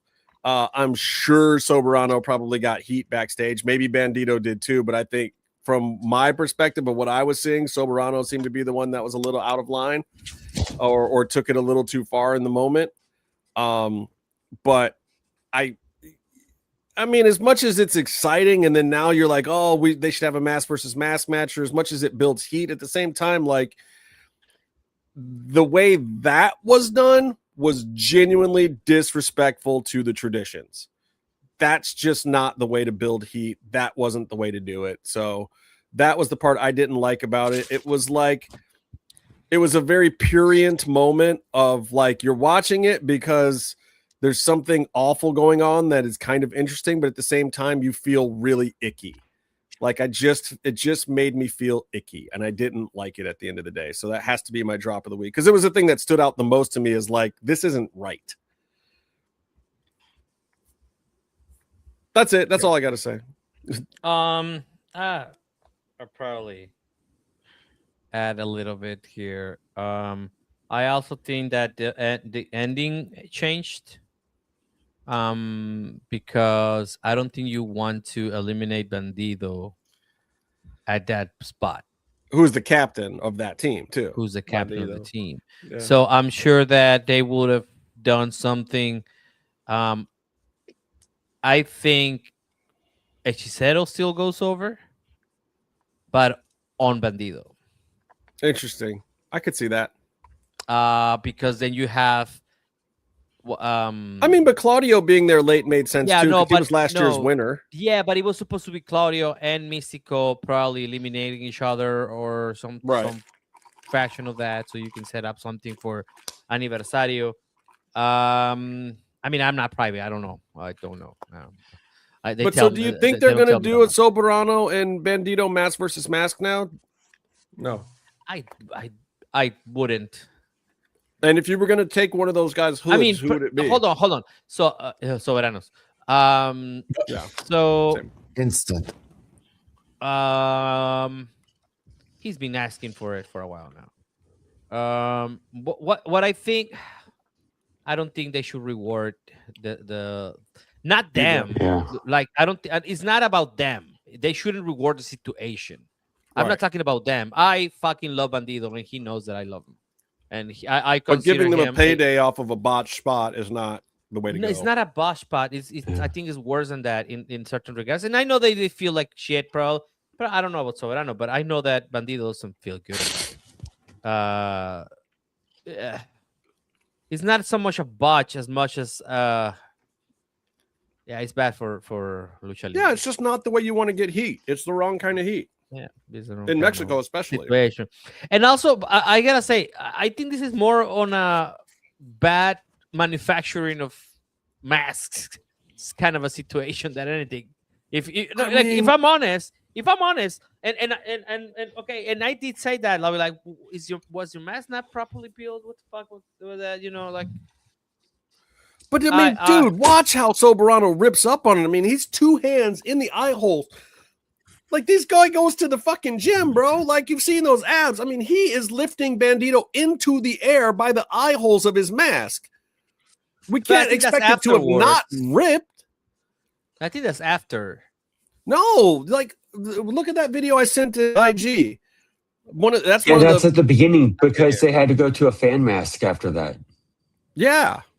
I mean, that's what that was. I thought he was wearing his mask. I thought he's wearing. No, fans. They were supposed to swap. No, fans were throwing. There was like some clown mask that got thrown in, and then another person threw a mask. It's an old Soberano mask. Like that's how he looked like before. That mask. Yeah. Who? Mystico gave him that mask. But it was from the crowd. It was somebody from the crowd who gave that mask. Because I thought they just like switched masks. But then later there was even a third mask out there, and then they tried to give Bandido back his mask and blah blah blah, and it was all over the place, man. It was crazy. But when he grabs it was a hot mess.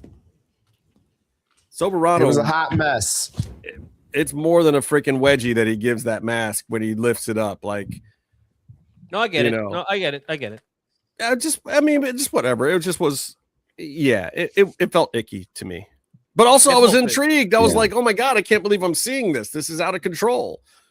And at first, I thought it was a work. Like, I thought it was planned at first. But nah, that was out of control. Anybody else got any drops from Mexico? If we're just doing wrestling, I wish. Well, you got a drop that's not wrestling related. Yeah, there? you want to complain about my country right now? Go for it. Because I can complain about yours all day because you guys are the evil empire. Where you know? Well, yeah, I know. Come and have fun here. Honestly, the only complaint about Mexico is that there's not enough churros. Oh shit! That's my fault, Bear. That's not Mexico's fault. That's my fault. I'm just saying there could be more. I need them on every street corner. 3 days. Bear was also was 3 days into living in Mexico City before he started saying how the food didn't stack. No, it's like I would never make a quesadilla like this. He did at one point compare Mexican quesadillas to Taco Bell. I would never. See? It's on video, fool. I would never say that on camera.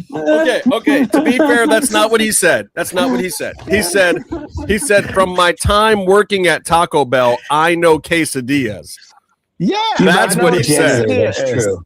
He might have been the janitor, not the cook. He did not technically say that Taco Bell quesadillas were better. He said that his expertise from Taco Bell was why he knew what quesadillas were all about. Wow. Yeah, that is what I said. He has a put words in my mouth. I'm being fair. I don't know that it makes it any better. I don't know that it makes it better. I don't know if Byron was putting words into my mouth because his internet went out through half of it. I thought I was going to get away unscathed. It's going to be in the film, Bear. I can't. It is what it is now. It is. Like I said, it was not what I was expecting when I ordered a quesadilla. It was just a big taco. You know, it didn't come in the little triangles. No, this is Tony, did you hear the part where he said it didn't come in the little triangles? Yeah, I was there. Yeah. It's all recorded. Like, oh my god. Also, I just realized how much Mexican Monica food recorded without, like, I don't know if we knew, because there is this one video that is, I think, an hour and 30 minutes of us just talking about like all kinds of shit. If you guys are complaining about me buying a plane ticket and then coming back to live, that other video is insane because everybody's doing something else, and then we come back to the conversation, and then we go out of it. Yeah, it's crazy. Yeah, I feel bad for our editor. I remember Bear ordering Mexican food in Mexico and saying, "This does not stack up to Taco Bell. It is not on par with that." He said that. I don't think he I said said that at the tortas. No, you said that at the torta place. Oh my god. Which one? At the 24-hour torta place. Remember we went to? And then we wonder why Dani Diaz was just flat out lying to us about Mexican history and culture. Listen, I learned all about Mexican history and culture. Dani sent us, actually, so was I. Pop and drops from Mexico. Okay. What do you got? So the drop from Dani is the Japanese restaurant for breakfast. What? Really? Whoa, that was a drop? Yeah, they didn't have forks. Yeah. They have wooden spoons. They're fine. Wooden spoon. Well, you didn't notice, but the service was shit. Hot take. Well, I thought it was great. We went back there. We liked it so much we went back. Oh my god. That's fine. It's just because it wasn't a Panda Express. You know what? The thing is that I wanted to take you to another place called Japan with a Y, like Japan. Right. Japan. We never got to that one. No, that was the one Bear wanted to go to also. Yeah. And I wanted to take you guys. We were like, oh, we have Japanese fusion Mexican food for breakfast. I'm like, fine then. Let's just go. I can have more. Why is that a thing? Like we can't. We already established his name is Bear because bears eat from trash cans and will eat anything. Listen, I would, man. Not because he's soft and furry. Now you gotta make me come back down there. Yes. Don't make me come down there. I want to see Aloso work a taco cart. You know what? Take your Taco Bell expertise and make some real Mexican. We have to see. That's what we have to do. We have to get Bear. So for the sequel, Bear has to go and work a taco stand. Did you see how well that crumble cookie was doing? If somebody went down there and was just like white people taco night and then like package it like that and like it's like just the hard shells? Yeah, and just ground beef and like artistic. Yeah, it would do gangbusters or terrible, but no in between. What he's saying is, let's gentrify it even more. Let's open the Gringos tacos. Don't do No, it. that's not gentrification. Oh, God, no. Have you seen where they put Taco Bells in America? It's not in the nice white neighborhood. No, it's not gentrification. Taco Bell is. I'm saying like Taco Bell is hood. Artistic 10 Taco Bell. No, what you're saying, like, Bear, is to take our shittiest, lowest common denominator food and replace good Mexican food with shit. And put sour cream in everything. No, it's not just sour cream. It's sour cream from a caulk gun. Yeah, Paddle's already on board. He lived in Orlando for a year. He knows. I take it Coma dropped his daughter off already. Bandito! Okay. Any other drops? Any other drops from Mexico? Can I be sentimental for one moment? Yes, you can. Yeah. Go ahead, Bear. Destroy the moment. How much many pesos? No. Is $1? No, I'm actually on a wrestling drop related. 17. Oh, give it to us. That was kind of the point of the wrestling show that we do. I know. I was kind of bummed out that like they don't make as much like the women's matches felt like a huge lull in the shows. That's Arena Mexico, by the way. Arena Coliseo was not like that. Not Coliseo. Oh, got it. Okay. That kind of bummed me out a little bit just because like it was such a different like vibe. And like, you know, especially because I was excited to see Persephone in CMLL. I thought she would get like a really big pop, you know, and she got like she does. But yeah, you know, I think it also I think hurt the Willow and Mercedes build a little bit because like I didn't even really hear that many CEO chants. So then that build kind of felt, I don't know what it looked like on television necessarily, but then it felt like, oh, there's this lull in the crowd here was we're trying to build this big match for the pay-per-view. And so that was, I guess, my only real drop. No, I think that's we could have kept valid. And it's a complaint I've heard from a lot of people that Arena Mexico especially is very fickle with the women's matches. Sometimes they pop, sometimes they just don't care. And it wasn't like some bathroom break match. There wasn't like a ton of people running for the doors or anything either. They just don't get as excited in Arena Mexico about the women's matches sometimes. But there's other times when they do get big pops, and it's really random and weird to me. I don't know. With Tony, maybe you have more insight on it, but it seems like it's just a fickle traditional crowd. Will back me up on this. Remember the Alto Voltaje Championship match? Yeah. It was a crazy ass match. It was like insane good. You had all the main stars from CMLL there. Olimpia, Tessa, Garra Negra. Olimpia, Tessa, Lluvia. Bro, it was great. We were the only 5-7 people there screaming or like, oh my God, oh. And then you get mad at the other crowd because everybody's like, I don't know what the mentality is because I don't have it, so I don't know what the mentality is. And Arena Mexico was 40% female that night, at least. Yeah. The crowd had a lot of women in it, but I mean, maybe a lot of those women are there to see the sexy men. Yeah, they are. They really are. Like, it's not like here in America where women are like, wrestling, it's a bunch of alpha male bullshit. No, the women at Arena Mexico are like, let's go see some hot, half-naked, sweaty men. Yeah. Actually, it's on trend. Women's coming to wrestling shows. I don't know if you guys saw that, but it was... I saw a lot of bachelorette parties. Very evenly populated. Well, what was that? What was that wrestler on Tuesday that you told me is a Rudo, but all the women love him, and he got like some. He got Soberano. Hechicero. Oh yes, yeah. No, Soberano. Último Guerrero. It was Soberano. It was Soberano, and the ladies love him. Well, he's not really a Rudo. The men Tony just told don't. me it was a Rudo. Who? It's Soberano. No, he's a Tony told me he's a Rudo. No, he's a Rudo. Oh, he is a Rudo. Yo, I'm taking in more culture here, man. I'm learning and remembering. Just can't remember names. But Tony told me the ladies love him, and like he was getting some like major like lady pops, you know. Yeah, there were some lady boners in the audience for Soberano. Yeah.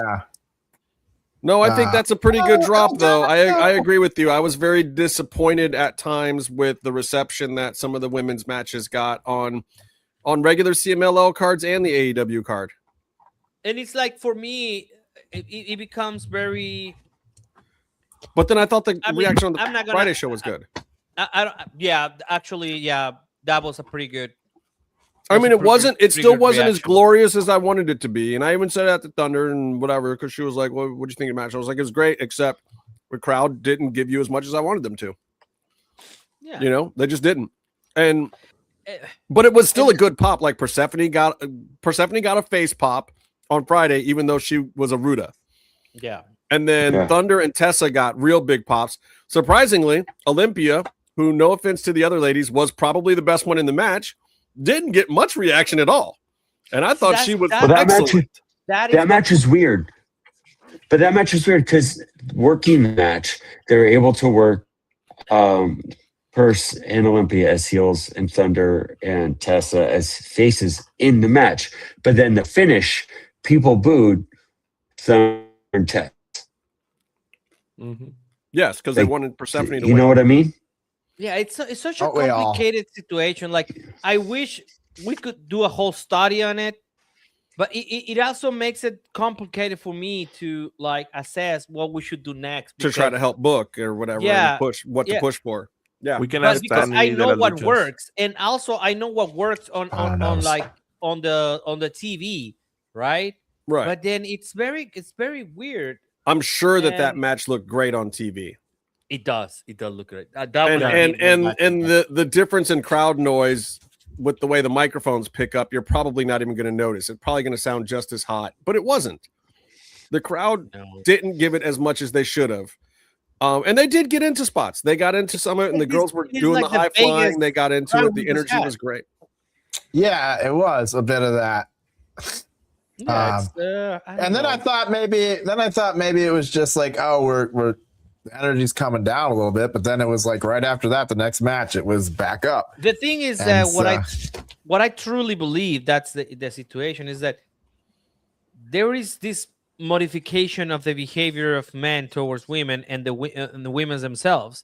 So I don't know if they can still feel like can go chingas a tu madre pendeja, you know, to a woman or something like that, right? I don't know if that is never stopped me. I know, but but again, you are one of the Gringos, so you know, so correct. So I'm trying to figure out exactly what it is because I do need to bottle it, you know, capture the lightning and bottle it. So I don't know. It's a work in progress on my end. I'm you know, guys, you know that I like to study this shit and to like find everything there's a crack. I will bust it open. I know what I would do. It's so complicated. I know what I would do, but I don't know that CMLL would ever do it. What? I would hand Thunder and Persephone microphones and let them go down by the crowd and work a promo right at the edge of the barricade. Because once the people feel invested in that room, it's off the charts. It will be off the charts. If they go down there and they get in each other's faces on the mic right next to the barricade in the orange section, gangbusters, guaranteed. On a Friday. We'll see. But again, that's not something that CMLL does. That's not their style. It's not the way they do things. I don't know that anyone can tell them that it should be, you know, but I think that because people are invested in the personalities of these people. So here's the other problem. Those girls don't have masks. They're not a mask that you go out in the street and buy. You know what I mean? And that hurts Persephone and Thunder a little bit, even though they have iconic looks. It's not a look you can go buy out on the street. You can go buy a t-shirt. You can't go buy that mask, you know? And so with that being the case, to me, you have to replace that fact with some other part of the culture so that people connect with them both. And then as soon as you do that, I think you have something gangbusters. But you have to find that other level of connection with the culture, because they don't look, we were talking about Máscara Dorada. How long's that kid been doing the gimmick? But like, everybody identifies him with something. They have an instant connection because of the gimmick. Because there's a mask. And don't get me wrong, he does the work of fitting into it perfectly and probably better than the last guy. But he's got that upper hand. It's an image that everybody already has ingrained in their minds, and then he lives up to it. So these girls, every night they go out there, they're fighting the fact that they are not ingrained culturally in the product like some of the men are.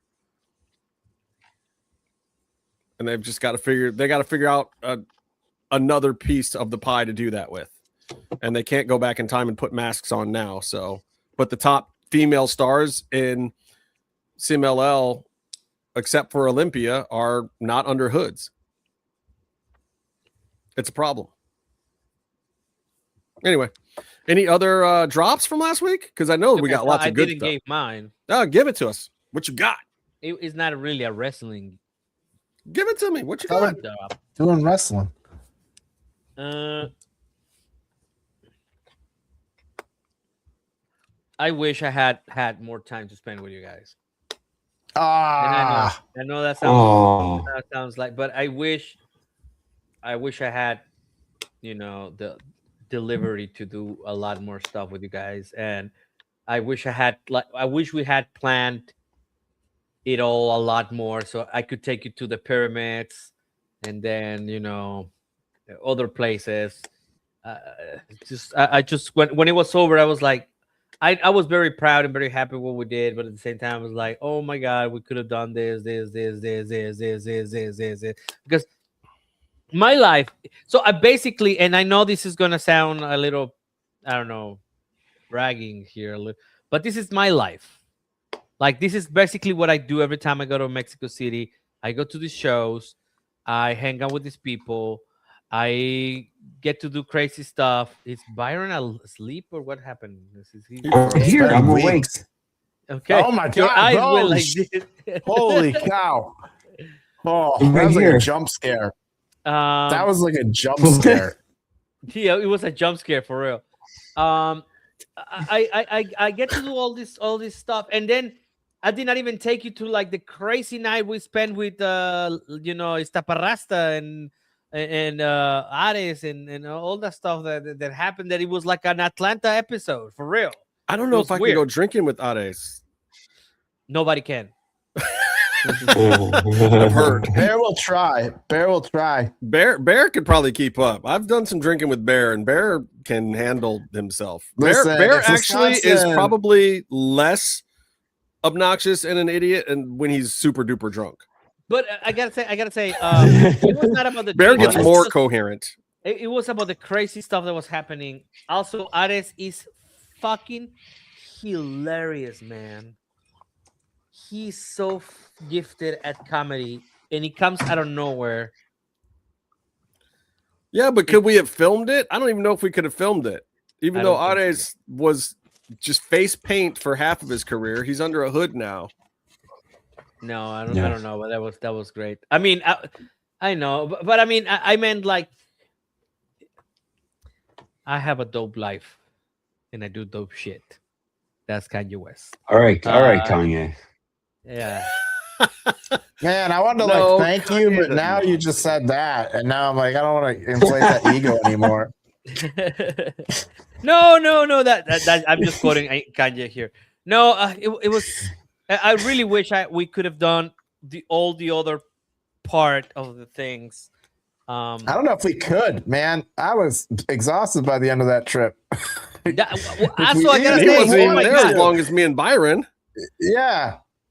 I gotta say, I have pretty good, I don't know what you just said. Is Byron gone again? He's gonna before it even got hard up there. Right here. I'm right here. I mean, but I gotta say, I have He did it again. You gotta stop doing that. And also, it looks like he's in like what's it called? Back rooms. Look at that shit. Look at the lighting in the back rooms. Oh shit, that's so funny. It's all green and shit. Yeah, I just wish I had more time, but I guess God will give us more time to hang out, guys.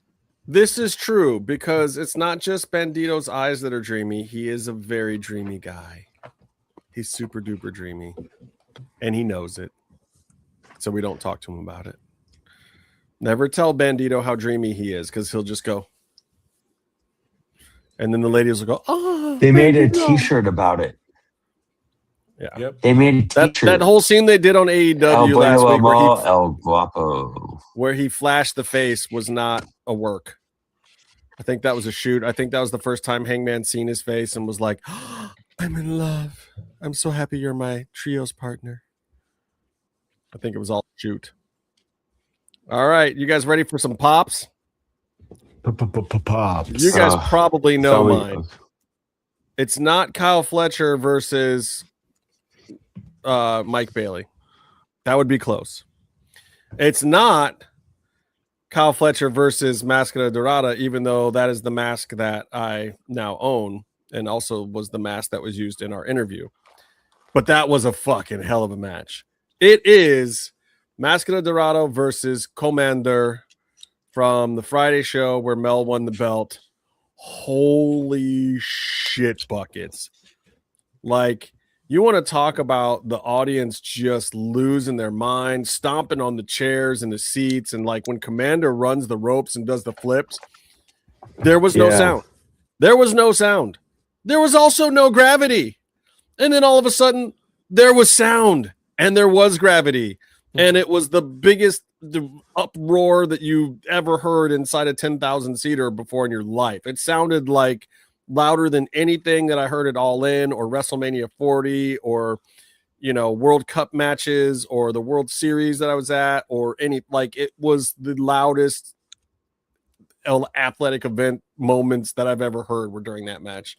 And Máscara Dorada, and that was when I was like, dude, this is my fucking guy. This is the guy. Tony, we're getting an interview with this guy, right? And Tony was like, oh yeah, I think we can get him. I was like, we have to get this guy. This guy is the thing. And kudos to Commander too. Like, you know, known Commander for 3.5 some odd years now, and he is excellent. And I don't understand why he's still as underrated as he is, like why he's not in the discussion more. Because like the things that he's doing are just at the top of the game, and he's not fucking himself up doing them like Vikingo or some of these other dudes, or even Laredo or some, you know, he's at that level, but not getting fucked up. Let me knock on wood right now because I don't want my man to get fucked up next week. This is not a Road Dogg thing, or a Tommy Dreamer thing, or anybody else that I've gotten fucked up. No, like just it absolutely has to be. And it was one of the first things we saw. And it lasted with me the whole week and a half that we were there. Just absolutely hands down amazing. So many runner-up moments, so many other potential pops, but that was the biggest of the big for me. Like changed the way that I watch wrestling in Lucha Libre to see that match live. That's mine. Who else has a pop? I would say the Edge pop Dynamite was a once in a lifetime thing, but I would say my pop would be being there for the Mystico pop. I think that was just extremely special. Yeah, getting to see it in Arena Mexico. I mean, the Edge pop was still bigger though. Yeah, so it was. Quick but story. The Coke got a bigger pop than Mystico. Quick story. I was so Dani La de las Luchas wanted to have a DVD signed from Edge, and so I went and talked to him, and I was like, "Hey, Señor Edge, Señor Cope, if you're at AEW, Señor Cope, could I please have this signed for my friend because it's a bootleg DVD. It's not even an actual DVD." Nothing is more Mexican than going in to see Adam Copeland and bothering him to sign some shit that ain't even official merch. Well, it's not official. I explained to him. It's a SmackDown. I explained to him what is not what it was not a. And it was WWE shit too. Yes. This is SmackDown. You have it, right? We gotta talk to Dani de las Luchas. What the fuck, man? Edge versus Taker. Edge versus Taker. Yeah, Bootleg. her favorite match. Yeah. All right. So I get it. It's once in a lifetime to get your favorite match autographed. All right. But you see, there was no coverage of WWE for a while on Open TV in Mexico. So the only way to watch it was going on the corner and getting a bootleg DVD the next day that it came out. Yeah. That was the only way to get shit here.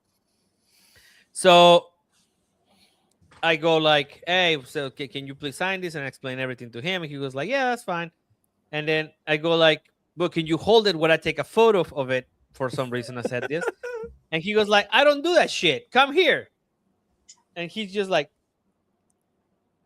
Tony, take a photo with me. And so in the way that I will tell the story for the rest of my life, Adam Copeland asked me to take a photo with him. So yeah, that's how it goes. He's a mark for you. Of course he is. It makes perfect sense. That's then Tony's pop of the week. What I said to him was, I'm wondering if your pop is going to be louder than Mystico's from last year, because that shit was magical. It was last year, though. That's crazy. Now, if you put those two side by side, hold on, I think Mystico is probably still going to win that. I've been to both, and I got to tell you something. I think was it was an eruption. It was insane. It was insane. It was insane. We had barely gotten to our seats. I did not get up on my seat. The people's like gravity pulling upwards was so strong that I was like, all of a sudden I was up like, oh my god! And we were trying to sing in English. Yeah. On these days in Spanish. Yeah. That's difficult. And then I went back after everything was over. I talked to him and I was like, I gotta say, man, I think that was a little louder than last year's Mystical Pop, and he was very happy about it. He was like, yeah, I got it. Man, now him and Mystico need to fight because Mystico should be pissed. And Mystico actually got a couple of boos, by the way. Yeah, that was gonna be one of my pops. That was gonna be my pop because I can't believe that happened. It was awesome. It was the Mexican people like, hey man, you're our dude. Why are you tripping on the ropes? Why you just ever so slightly botching? You're embarrassing us in front of the Gringos here. What the fuck? Yeah. it was a moment where Mexican fans were like, hey dog, hey, get your shit together, dude. They chin checked Mystico. It was incredible. Then he was in favor of Hechicero, which just makes everything right. Which made the whole week make perfect sense, though, because Hechicero winning the Grand Prix was also very close to one of my pops, but I still had to give it to that. I gotta say, and there are these little details that we might not. I think Byron is dying. There's these little details that like I don't know if they will make the documentary, but we know that happened. The Thursday show, which was like a play, was loud as fuck. Oh yeah, because we were there interviewing Tessa, and then we walked past people there. Yeah, there was like less than your average AEW collision, and it was still deafening. None of the second tier was full. There's spotty seats on the first level open.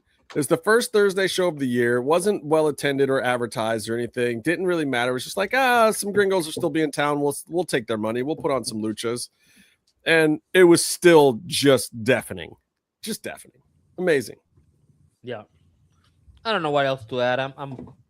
Who else got a pop? Pato, you got a pop?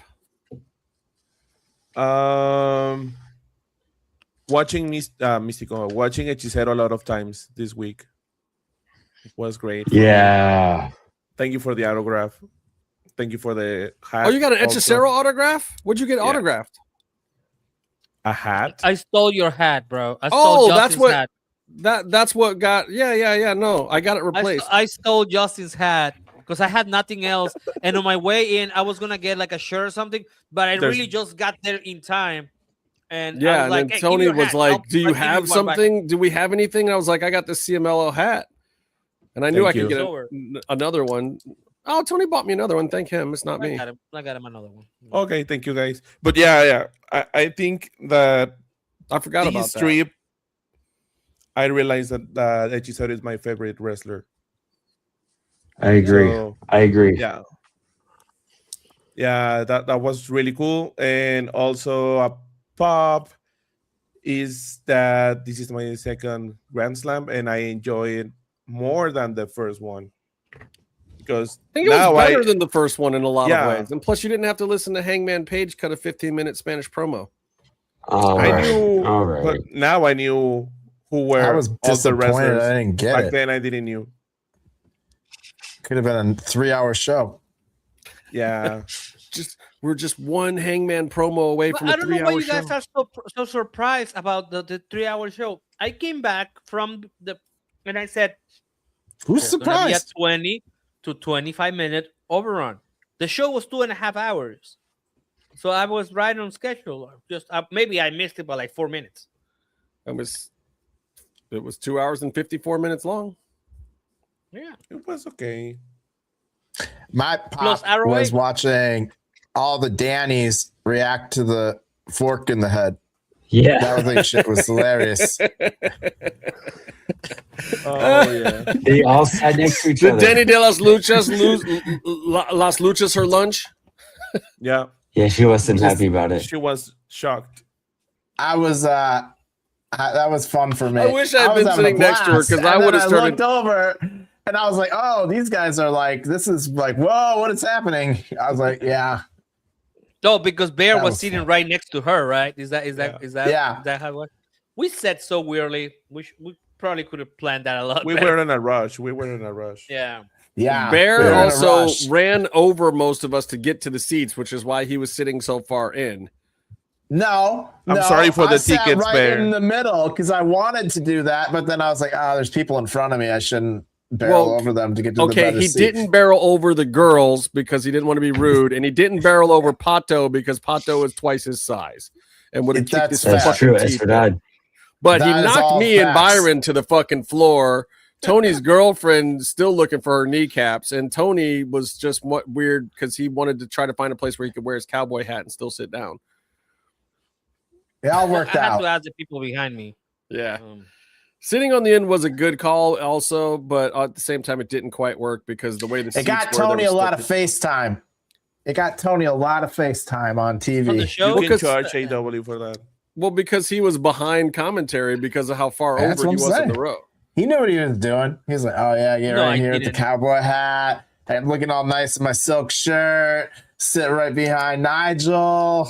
Tony doesn't like FaceTime like that. He likes credit for FaceTime, but he doesn't like to be That's on right. That is right. I don't need to be on TV. I need to be on the credits. Right. Like, yeah, you see all those people that got on TV? I got them on TV. That's what Tony wants. If that was true, he wouldn't be wearing the cowboy hat. No, the cowboy hat is some the cowboy bullshit. The cowboy hat got us into so many places. That was just El Jefe mode that got us. That's a door. That's a key to a door. The cowboy hat is a key to a door. It's a thing because once I don't have it, it means that I'm a ghost at that moment. If I'm not wearing it, it's that I don't want to be bothered, and also I don't want to be seen. That's what it means. Exactly. You were wearing the cowboy hat and sent me on commentary. Yeah, but that means he was wearing the cowboy hat to say I'm open for business. Like behind commentary. Now everybody knows Tony's open for business. All right. It's good advertisement. It's good for us. Good for him. All right, guys. I got nothing else. I mean, I got a ton of stuff, but it's late. Let's come back next week and do it all over again. What? Do you have something to say, Mexico City? What? No. To Mexico City? Okay. Don't scare me. Let's not do that all over again. Let's do this show all over again.